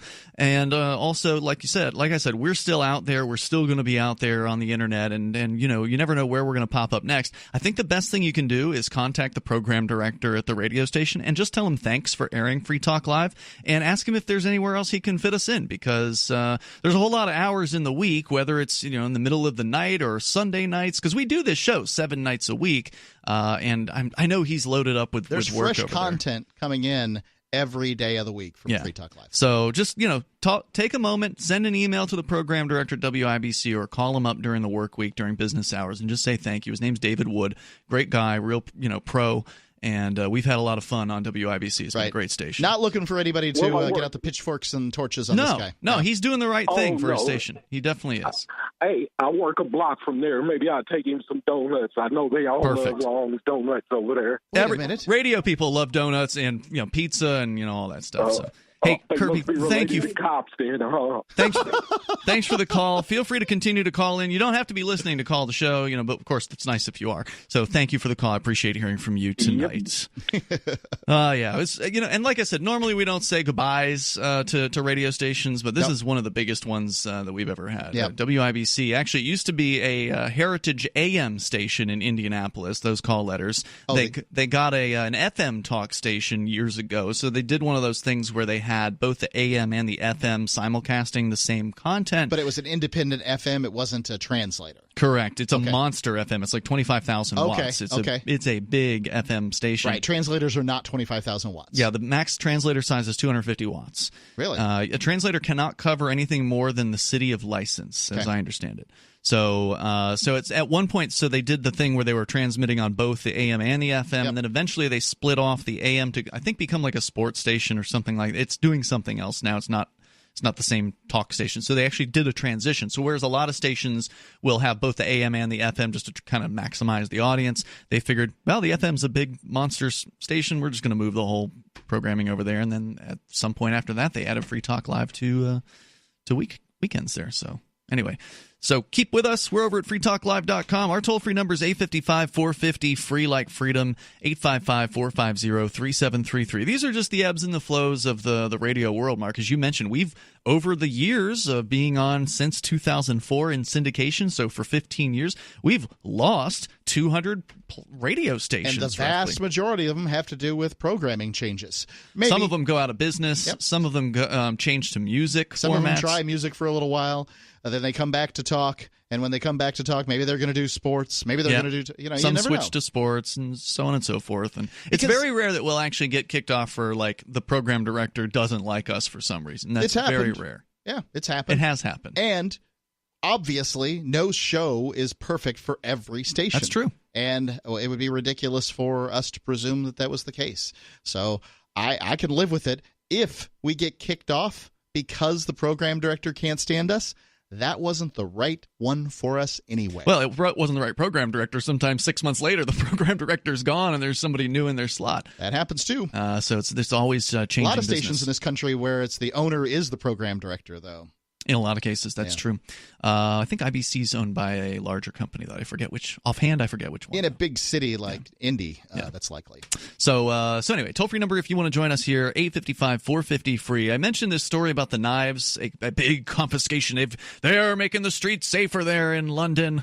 According by to taking butcher knives off the streets. Pluralist.com, London police officers triumphantly announced Tuesday they had seized a weapons cache, only to be ruthlessly mocked by Americans. The Regent's Park Police, who are responsible for a ward of London's Camden Borough, tweeted a photo of the contraband. You know how cops do this. They, gather their marijuana that they confiscated. Here's our stuff we took. And they're bragging, right? Yeah. Oh, look, we're keeping you safe. We've robbed the public again. Well, in this particular weapons cache, they actually included a spoon. And apparently appeared to be serious about it.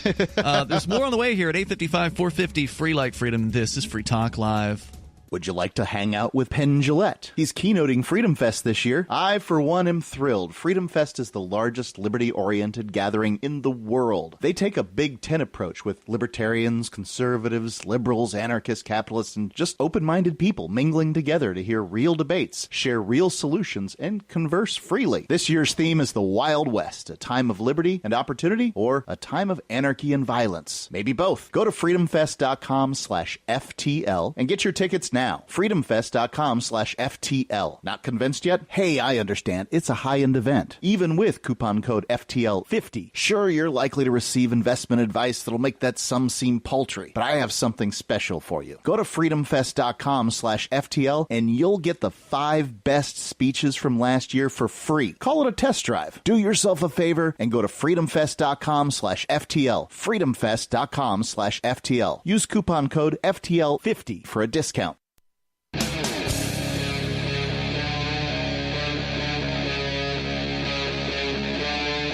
Free Talk Live.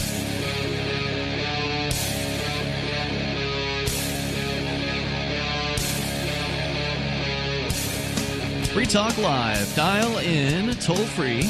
Take control of the airwaves here and bring up anything that's on your mind as we launch into the third hour of this program. Our number is 855-450 Free Like Freedom. That's 855-450-3733. We've been talking about the ridiculous restrictions over in the UK.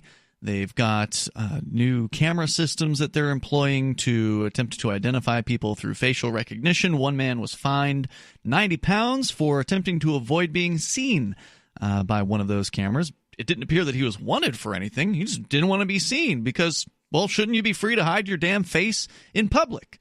Apparently not in the UK. And also in other states, you just don't think for a moment that it can only happen there, that it can't happen here. There's plenty of states in the United States where you cannot wear a mask any time of the year or part of the year. So in New Hampshire's unusual, Mark, I think, in that we can actually cover our faces. Like if I wanted to wear a balaclava around in New Hampshire during the summertime, would be crazy. I don't believe there's any law prohibiting me from doing that. But in a lot of states, you're going to get arrested if you do that. I'm thinking, so in many cases, during the winter here in New Hampshire, absolutely, it's a good idea to have something to cover your face at times. But I'm wondering, I guess these states must have exemptions for full-face motorcycle helmets. That's a mask. Yeah, that's a good point. Maybe it's while you're on the motorcycle you're allowed to use it, but walking around the streets, I don't know. Because I know, the excuse is, bank robbers, right? Like you can't have people walking around in masks because criminals is kind of the reason why those laws exist. But it's just nice to live. It's interesting that there's clothes that are illegal, though. Yeah, it's nice to live in a place where that's not the case. What about a veil that a bride wears? That's a good question. Is that a mask? Yeah. Well, what about a burqa? So I've never considered wearing one, but yeah. So Pluralist.com is reporting on another ridiculous story out of the UK. If you might have heard, not only has the UK banned guns, but they've also banned knives. And now the Regent's Park Police, who are responsible for a ward of London's Camden Borough, have tweeted a photo of a cache of knives that they have taken from someone, including an assortment of old kitchen knives, a broken fencing sword, and a rusty spoon. Is it a rusty spoon? I thought it was tarnished. And it could be silver. Old tarnished silver, yeah. Okay. Let's see. They said they'd swooped in a day earlier at the request of a local charity to ensure the implements didn't, quote, get into the wrong hands. Hold on. How did the local charity have them then? Is this just from their kitchen? Yeah, it might have been. From here's their actual Twitter post from @MPS Regents Park. Yesterday, we conducted weapons sweeps, dealt with a person injured from a van reversing on them, reported a burglary, and collected all these from @Scope Charity Shop, who diligently didn't want them to get into the wrong hands. So this is a second-hand shop that people have given stuff to. Is it? Scope. Scope, equality for disabled people. We won't stop until we achieve a society where all disabled people enjoy equality and fairness. So they run some kind of shop. Maybe right. it is It's a second-hand shop. This is a charity shop where you do a sort of goodwill thing. You donate things and then they sell them. And what they've done is they've collected these knives and apparently a rusty spoon and a broken sword. And, this is called a weapons cache. Yeah. Well, good job, Bobbies. Yep. Independent journalist Tim Pool retweeted the post noting, quote, "There's an effing spoon and butter knife in this photo." Yeah. Unquote. Somebody got a butter knife. The UK has gone mad. Pretty soon America's going to be a prison. They chose to include the spoon in this photo. They could have just left it out. They really do think spoons are dangerous. They laid all these things out. Right. In a photograph. Right. They didn't take a box of knives and dump them on a table and take a picture of it, or even just take a picture of the box of knives. They laid each one of these things out individually. They did. And one of these people, at the very least, at least one person that was at this particular police station thought it was worth including a old spoon. Yeah. And there's even a sharpener here as well.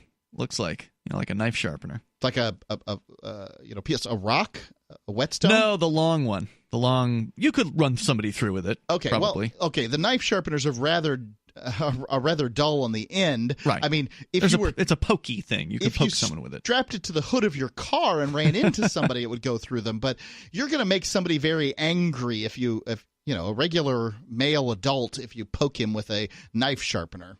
In the you replies, could sharpen it up. One concerned citizen said he had a silverware drawer to report to police. Serial killer trolled a user whose bio said he's a former police officer. Dozens of commenters took shots at the UK's reputation as a heavily regulated, not to say unfree, and hyper-politically correct island. However, British Twitter users saw the humor in the region's police tweet too. Scottish journalist Liam Kirklady helpfully shared a zoomed-in image of the spoon. Londoner, and then anyway, they're just going on talking about people's responses. Some of them were funny, but most of them not so much. Now, it does here claim that London has a knife problem. It's just that officials have responded in ways that conservatives in America would never tolerate and liberals can only dream of, by literally banning the possession of knives. Right. I mean, there are potential knife criminals in the United States, too. It's just that either they are scared of getting shot or they already have been. So if you attempt to use a knife to rob people in the United States, shortly things are going to go poorly for you. And the reason in Great Britain that it doesn't go poorly is because that's the apex weapon that most people can get their hands on, so they use a knife. Now, knives have probably killed more people in the course of human history than guns have, but they probably kill more people in the United States currently, as a matter of fact. But everybody focuses on guns because the people that think that somehow you're going to get rid of crime focus on guns first. First, they want to go after the big, black, scary rifles. Then they're going to go after the smaller, scary guns. Then they're going to go after all the guns. Then they're going to have to go after the knives. That's just the natural progression of things. They've already gotten farther in London, and I don't know what would happen if somebody came up and tried to rob you while you're in London. You pulled out a gun and shot him center of mass. Oh, my God. I have no idea. You'd go to prison. Here in New Hampshire, nothing would happen. Yeah, here in New Hampshire, you'd go home. Right. You'd probably have to ask a few, you may be asked a few questions by the police. You probably should be asked a few questions by the police. You wouldn't have any obligation to answer them, but, they could ask you. And hopefully you've discharged your weapon in a safe direction. But into the offender. Yeah. You mean? Well, yeah. You shouldn't count on the projectile just stopping. No, it may go through the them. Offender. Yeah, right. for sure. Yeah. But at the time of the moment, you probably aren't thinking too hard about what's behind the person. That's the first thing that you should be thinking about. Yeah. It's the moment, number one thing you need to think about. There's not a whole lot of thinking. You're responsible for where that projectile goes, and it doesn't matter whether it's coming out of an offender or not. I understand. Unless you're a police officer, you're responsible for that projectile. Yeah.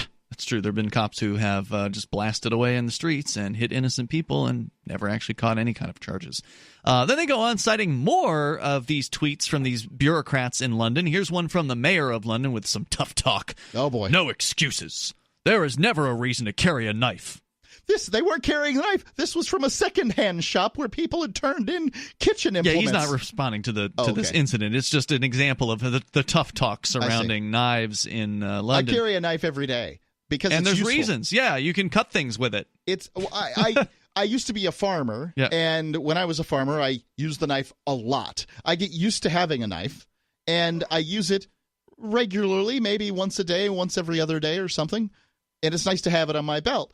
And I just don't feel right without it. It's a tool. Yeah. You use it for tool-related things like opening boxes or cutting things that need to be cut. Yep. Or self-defense if necessary. Never happened.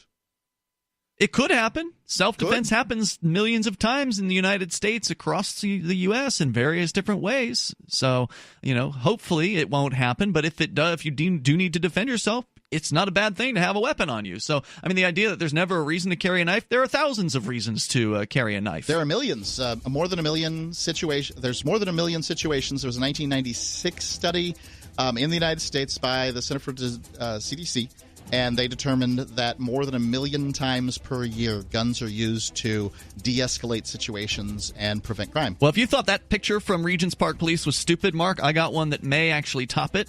And we'll share that with you on the way. You can share your thoughts as well and bring up whatever's on your mind. Plus, Calvin Klein controversial ad. We'll tell you what it is coming up.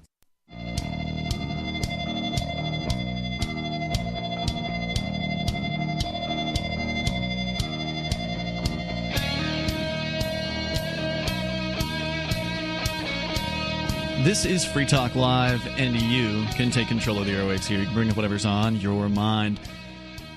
I gotta wonder what it's like when the UK police conduct one of their weapon sweeps. Do they, take themselves all ultra serious as they're going through your kitchen drawer and pulling out, your steak knife? Are they... what is it like? I want to see video of what one of these weapon sweeps looks like, because the Regents Park Police in London at MPS Regents Park on Twitter, they are constantly bragging about all their weapon sweeps 14 hours ago, talking about how they're busting drugs and doing weapon sweeps all around the area. And as you scroll down through their Twitter profile, you see a variety of photographs of drugs. Like they've got some little bagged up dime bags of cannabis that they busted from somebody. It says they making the streets safer. Yeah, they found people them in want a snack. They actually found them in a communal stairwell, so they didn't make an arrest. Some snitch brought them to the location, and then they actually retweeted. I wouldn't smoke pot that I just found on the street either. They retweet. So basically, if you scroll down, their whole profile is just bragging about all the minor drug busts that they've made and all the weapons sweeps that they've been doing. And then there's a few of them about how good their police officers are and how they're exercising. But one of them, a retweet from the Camden Police account, which isn't too far from what I understood from the previous article, where they have caught somebody at apparently a school for having a knife, and they also caught him with a hammer and what appears to be like a piece of metal. And then I don't even know what I'm looking at here. Like they're bragging about all kinds of things that really aren't worth bragging about. The story actually coming from pluralist.com. I just wanted to continue this because the laughable posts that they made recently showing probably a few dozen knives, but also an old spoon and apparently a butter knife in there, bragging about the big weapons cache that they supposedly took from a local charity shop, like a thrift store. That was pretty laughable. But then as you scroll down, you'll find that there's another picture from Regents Park Police, this one from March 16th of last year, where they literally have tweeted a photograph of a couple of pairs of pliers, 2 screwdrivers, and a pair of scissors. I mean, it doesn't appear to be that they're joking. they say in this photo's caption, these items were found during a #weapons sweep near Mackworth House, Augusta Street during Op Scepter, safely disposed of and taken off the streets. Taken off the streets. I'd be so There's needle nose pliers here. I'd be so annoyed if some cop took my scissors from me. Right. I don't even know what this is about. It's so crazy. I mean, you can't walk around with pliers in your pockets. I mean, are they shaking people down and taking pliers from people? How does anybody get any work done in London? I mean, how does anybody with a work truck survive the police driving by? Tools. I guess tools are outlawed. They're literally.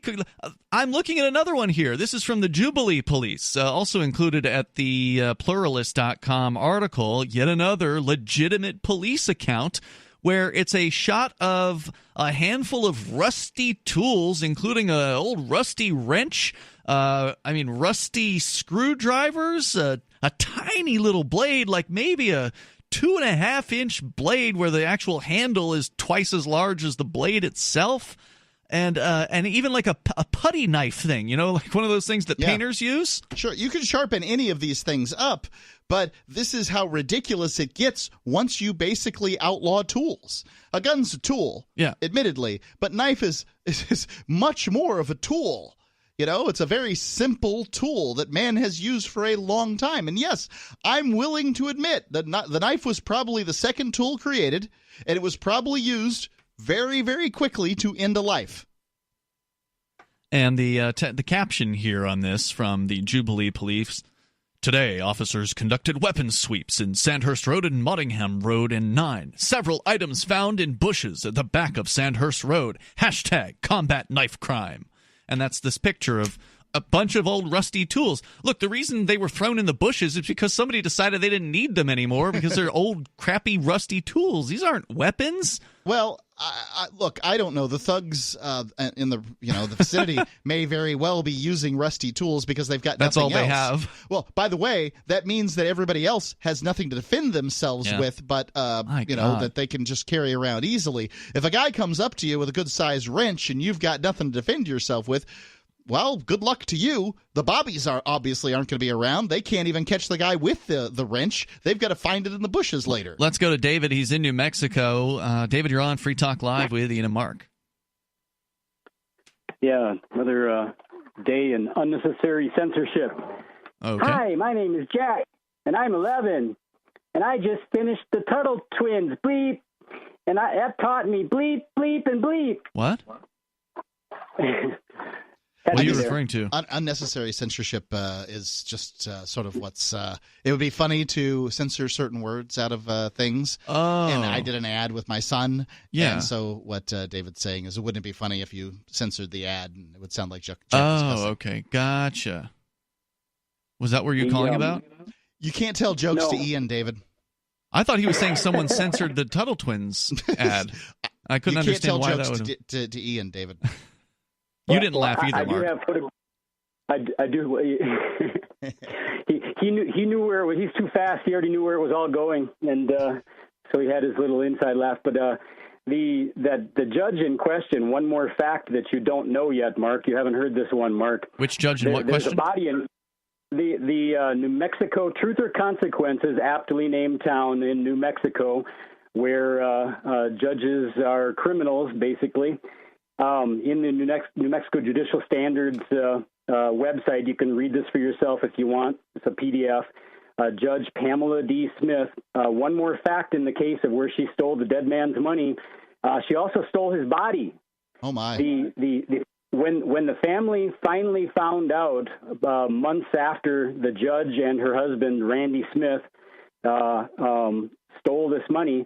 The months later, the family found out that the money was missing, and they tracked it down to having been taken control of by the judge, and they asked for their money back. They also found out that the body of their loved one, which in this case is a brother to this guy's mom and this guy's uncle, the brother uncle. Within days of the judge forging documents and entering them into the file, as I described yesterday, by sneaking into the appropriate office and inserting forged documents into a legitimate file. Within days of that, the body had been cremated. And then when the family found out not only about the money, but asked about the body, the judge and her husband said apparently that it had been cremated, but had never yet returned the body to the family. So this body, in the form of cremains, is floating around out there somewhere, and I'm going to speculate that when this all shakes out in a courtroom instead of just in front of the New Mexico Supreme Court, where it is now, having been deposited there by the... Hold that thought, David. More coming up here in moments. This is Free Talk Live. Looking for a great real estate investment? Consider New Hampshire, which is ground zero for the Liberty Movement. Your first call should be to Mark Worden from Porcupine Real Estate. He's more than just a real estate agent. He's your New Hampshire concierge. Where are the best places to live? Do you want farm, city, the burbs, or forest? Do you want a duplex or multifamily building so that renters pay your mortgage? There are homes in all price ranges in New Hampshire, and Mark can help with financing too. Invest in liberty and property. Mark Worden can help. PorcupineRealEstate.com.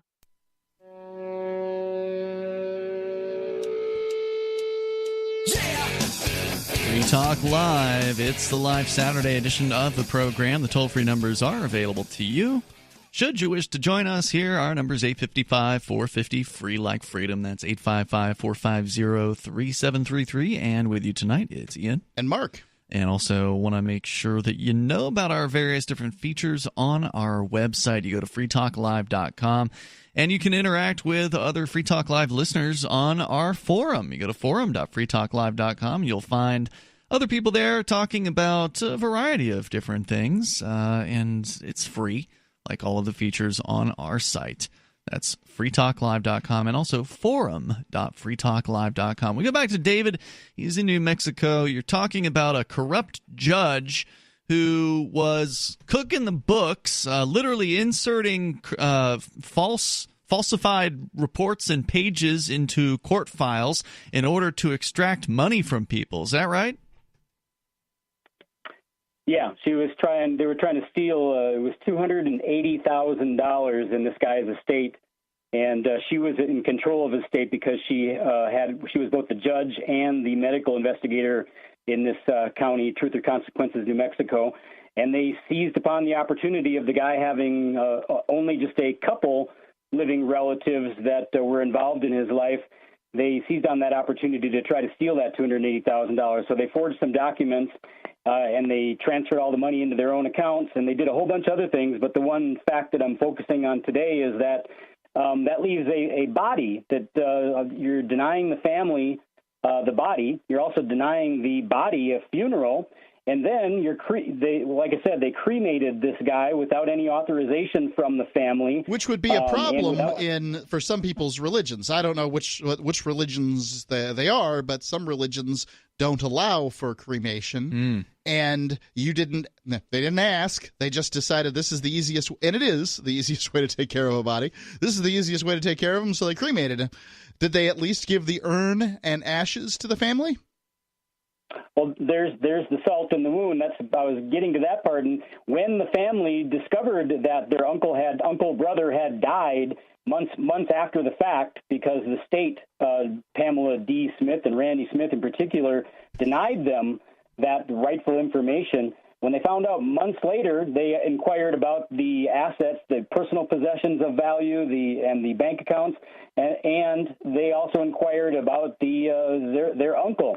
And the court documents that I was reading don't go a whole lot into that, but what they do say is that even when the Judge Pamela Smith and her husband Randy were confronted on all of this and called before the Supreme Court, even after it was before the Supreme Court, the family had not had the cremains returned to them, which, like I started to say, leads me to a speculation that they may have tampered with evidence and maybe dumped the ashes into Elephant Butte Lake. Might be a good place to dump them when you live in Truth or Consequences, New Mexico. Well, she's not above modifying a court file. You had called in last night to say this judge got caught red-handed, basically sneaking into a clerk's office early in the morning and in modifying the files to adding pages that didn't exist there previously. So if she's willing to modify a court document, she's certainly willing to falsify evidence in other ways, right?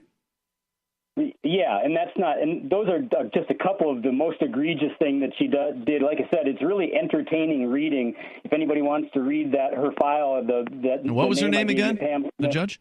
Pamela D. Smith, and this is in the at the NMJSC whatever. All you got to do is Google New Mexico Judicial Standards Commission. It comes right up. You go to their site. You go to the 2017 year and or search her name, and it'll come right up. It's easy to find. David, thanks for the call tonight. I appreciate it. The toll-free number here is 855-450-FREE. He's got some doozies, man, of these judges getting caught out there. And as I pointed out last night, just because these are the best of the best, ladies and gentlemen. These are your betters. Well, these are the people who decide. They certainly believe they are. Yeah. And they believe they can't get caught. They've gone through whatever vetting process there is out there, and this lady is only the worst of them. Mm-hmm. The one that got caught. They're only culling, worst at doing it. You mean worst at getting caught? Well, they're only culling the most egregious 0.1%. Right. There's others out there doing things like this who have not gotten caught. Right. They have to cull a certain amount of them in order to remain relevant in people's lives. But, I mean, who watches the watchers is really the question here.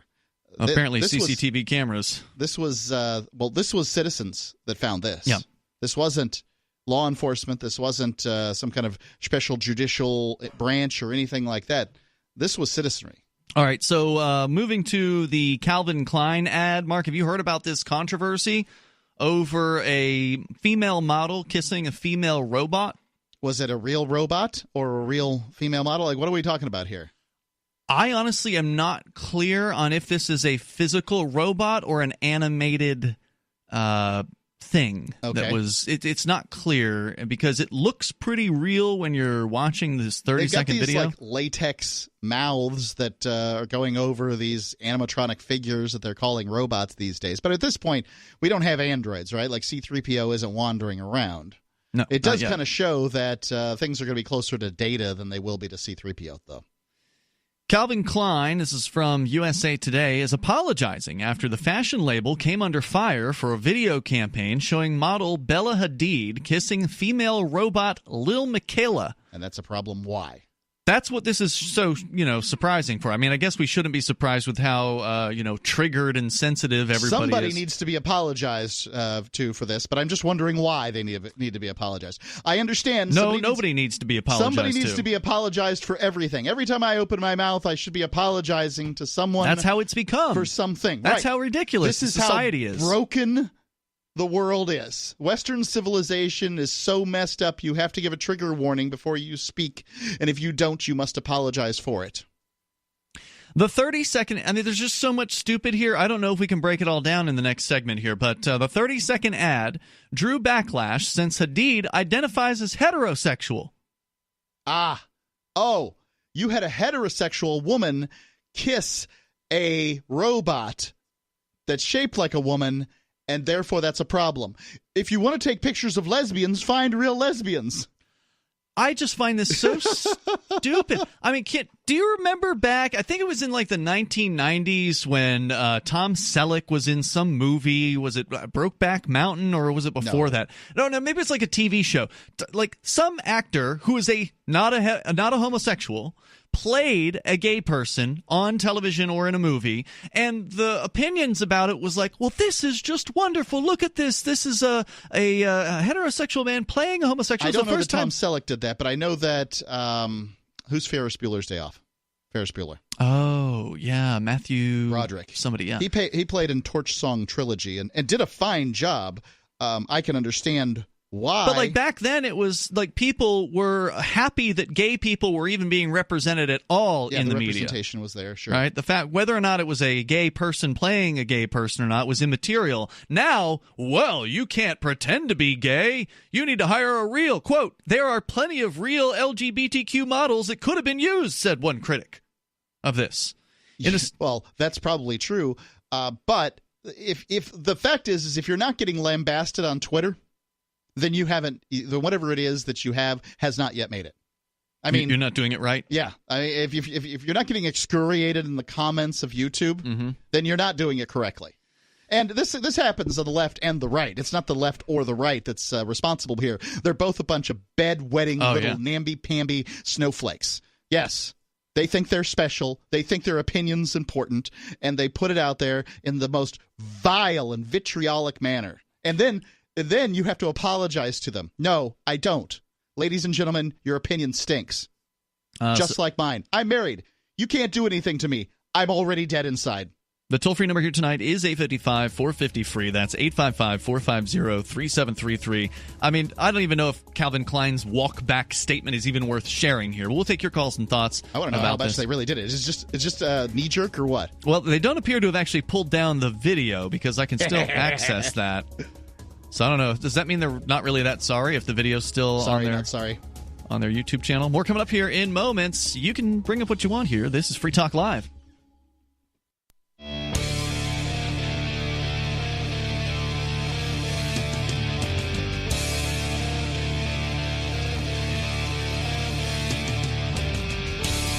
It's Free Talk Live. You can bring up whatever you want. Take control of the airwaves at 855-450-FREE. That's 855-450-3733. We do have the Discord on-air call-in line rooms. The Discord chat server actually is there for you 24/7. You can go to discord.lrn.fm, interact with folks. There's people in there chatting right now. Of course, we also have chat rooms on our DLive and Twitch channels, but those tend to only have people in them when we're live. The Discord server is there around the clock at discord.lrn.fm. With you tonight, it's Ian. And Mark. We're talking about the easily offended culture that we're living in here now. People are mad over what they're calling queer baiting. Now, I have to admit, I don't know what the definition of this is, so I'm going to pull up Urban Dictionary here. UrbanDictionary.com, probably the most handy I use Urban Dictionary more than I use Real Dictionary. Well, that's because some of the stuff that they try to pass off as terms is just crap. Right, and you have to look it up. Urban Dictionary's got it all. Queer baiting, when a politician, pundit, or other public figure brings up a completely irrelevant detail about a person's sexuality, true or untrue, as a way of subtly channeling homophobia to attack them. I'm not sure how posting an ad. We're talking about Calvin Klein, the fashion designer, posting an advertisement, a video ad, which you just watched, Mark. So if you used queer baiting in a negative fashion, could you use it in a positive fashion? So, for instance, could Calvin Klein here be by using what is homosexuality, right? Mm-hmm. Like, I mean, is that what's going on? Two girls kissing. Two girls One kissing. was not real. Right. So female homosexuality, which I think is... And some are saying that it was bad because one's not a homosexual. The one that was real is apparently not a homosexual. So, like, people are mad for a few different reasons about this. Yeah, I think that that anybody who has that opinion doesn't understand what the Kinsey scale is. Right. And their opinion stinks. Absolutely. However, if you're using homosexuality to sell your clothing, I could see some people would be upset. However, no one listens to anybody who's upset if you're using heterosexuality to sell your clothing. Mm-hmm. I mean, if you were looking at those fragrance ads from the 1990s, I'm a beautiful man, I am a gorgeous woman, we are running on the beach, right? Like, this was done all the time. I don't know. I'm not paying much attention to Calvin Klein ads these days. I'm much more interested in getting my clothes from Walmart. But, I mean, whatever. And I think it's ridiculous. I mean, this whole thing's ridiculous. Yeah, yes, you're right, Mark. There are other definitions here of queer baiting, including when people in the media add homoerotic tension between two characters to attract more liberal and queer viewers, with the indication of them not ever getting together for real in the show, book, movie. So attracting people. Oh, you're telling me that sometimes somebody uses your sexuality to sell a product? Well, welcome to the real world. Now you are experiencing equality. Shut up. In a statement published on Twitter on Friday, the clothing brand is... These are just people that don't like things being sold. Yeah. Remember, we've done stories about... There's not even anything being sold in this thing. It's just a branding thing. Yeah, for I Calvin understand Klein. that, but they're still selling clothes in the process. He's selling his name. But there are people out there that'll take a can of soda if they drank... These people don't drink soda. You know better than that. They'll take their bottle of water, the Dasani bottle of water. They'll rip the label off. Fiji. Whatever it is, they'll cover it because they don't want to be right. involved in whatever advertising is, because advertising is bad. Except when they are proud of the product that they're sure. using. They're not scraping that Apple symbol off of their off their iPhone. Or grinding it off or whatever. Yeah, let's go to Sam. He's listening in Virginia to WLNI in Lynchburg on the FM band. Hey, Sam. Hey, how you doing? And thanks for giving people a voice. Yeah, no problem. The crooked judge. Yeah. The crooked judge that the guy from New Mexico called in about this. We here in Nelson County is getting ready. Google Nelson County Sheriff's Department, corruption. Oh, boy. Our last sheriff pled guilty to making a porno movie. The top 2 police officers, porno movie, pled guilty to it. Where was it shot in the actual sheriff's department? No, it was a political thing. They filmed. They paid for it on a county credit card and everything. Oh, a motel room, prostitute, and it was a political rival that they filmed. Yeah, but what? We're getting ready to start Wednesday. Hold on, wait a minute. Tell me more. Wait. Tell me more about this. So wait, they used hidden cameras to entrap a political rival, or they actually? Yes. Yeah, that's what it sounds like. Yes. Oh, that's creative. It is. Oh, you can find. They pled guilty to it because they didn't want the investigation because it'll uncover a whole lot more stuff. But a hearing is to remove our current sheriff and our Commonwealth's attorney is starting Wednesday, the 22nd. Were they both involved in this? No, but they're covering up a sexual assault by a deputy. Oh, boy. By a deputy, they're covering it up. And the woman that he sexually assaulted, she had 5 felony drug charges pending against her. So what they did? They dropped the drug charges against her, and she refused to cooperate in the prosecution of his sexual assault upon her. It's just ungodly, the corruption here in Nelson County. Ungodly. Like I say, the trial starts Wednesday, and they've scheduled it for 3 o'clock in the afternoon, so it won't be nobody else in the room to hear it, Oh, it's going to be a kangaroo court, but I'm ready for them. Are you going? Are you going to go watch? Oh, yeah. I'm the plaintiff. I'm the one that has filed the emergency injunction to have them crooks removed from office. Really? Thank you for your service. How are you still breathing? I mean, I can't. You don't live in that county, do you? Yeah, my days are numbered, but I'd rather be dead and in my grave than let these backwoods crooks get it. You ever heard of SLAP? They have targeted me. I'm a malicious SLAP prosecution has been launched against me. Really? Strategic litigation against public participation. That's what SLAP stands for. Wow. They tried to take everything from me, but they ain't took my will to fight away from me. I'd rather be dead and in my grave than let these backwoods crooks get away with what they're doing. The Dukes of Hazzard's fiction, right? You're not going to beat these people. Excuse me? The Dukes of Hazzard's fiction. You're not going to beat these people, right? No, I'm not going to beat them. I'm going to beat them in the courtroom. All right. I hope the very best for you, but I worry for your safety, my friend. Hey, thank you, and Sam, will you give us an update on this? Like, if you're still alive next week, will you? You keep updating us every week. I mean, if I live past Wednesday, I'll certainly let y'all know. And, yeah, this sounds like a detail. Yeah, I wish we could give this more time, but it's right toward the end of the show. I definitely want to know more about this. I want to hear the dirty details, and I realize you've just scratched the surface on this. I'm sure there's a lot more. Yeah, it's unbelievable how corrupt it is here in this county. Oh, I'll believe it. See, that's the thing. Everybody thinks their town and their county is the most corrupt. As soon as they uncover corruption and they find out how bad it is, it turns out it's really probably that bad everywhere. Yeah, the bugs are crawling around underneath the logs in every town. You just caught them this time. I'm sure it is. It's because people like you are willing. There's a handful of people out there like you. They're willing to take the risks, and otherwise, because you're going to get this targeted. This would happen in every county. Yeah, it's true. I have been. They've took everything from me. I mean, but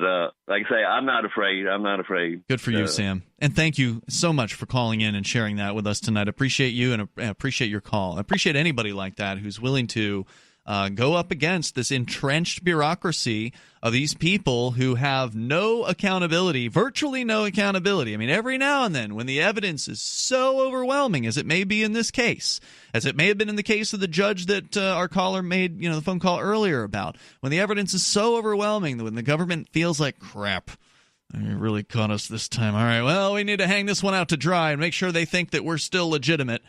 So they'll hang one or two of them out to dry. They'll catch some corrupt sheriff here and there, or corrupt judge here and there, and then the rest of them just keep on fleecing people because the thing that they do normally is corrupt. The taking of your freedom, the taking of your money that you've earned, demanding that you obey them and jump through their hoops. That's a sick thing to do to people, but everybody just looks at it as, well, that's the government. That's what we do. Right. The difference between the monopoly government that we experience on a day-to-day basis around the globe and that of an organized crime syndicate is vanishingly rare. I mean, there's just not much difference. The difference is they fooled you into thinking they're not an organized crime syndicate. They run the schools. They've programmed people to believe, oh, well, you're the government. We're the government. We're the government. Every once in a while, we let you go out and vote. Now, your vote is not meaningful, and it doesn't change anything, but you get to do it. Now you can choose between one warlord and another warlord. Right? Most back in the day, they would have a very difficult time getting anybody to be the vice president of the United States because it basically there's no power, and it's where political careers went to die. But the vice president only makes tie-breaking votes in the Senate, right? I guess. I don't know. That's correct. That's what you, ladies and gentlemen, have. You have a tie-breaking vote. But with the way that votes work in the U.S. and not around the world, in the U.S. specifically, it's first past the post. So your vote only is going to matter if you're that one vote that separates one liar or thief from another liar or thief. And how often has that happened? Rare. On a presidential level, it's never happened. Out of time for tonight. Back tomorrow. You can join us online in the meantime on freetalklive.com. Hope you enjoy your weekend. See you then. freetalklive.com.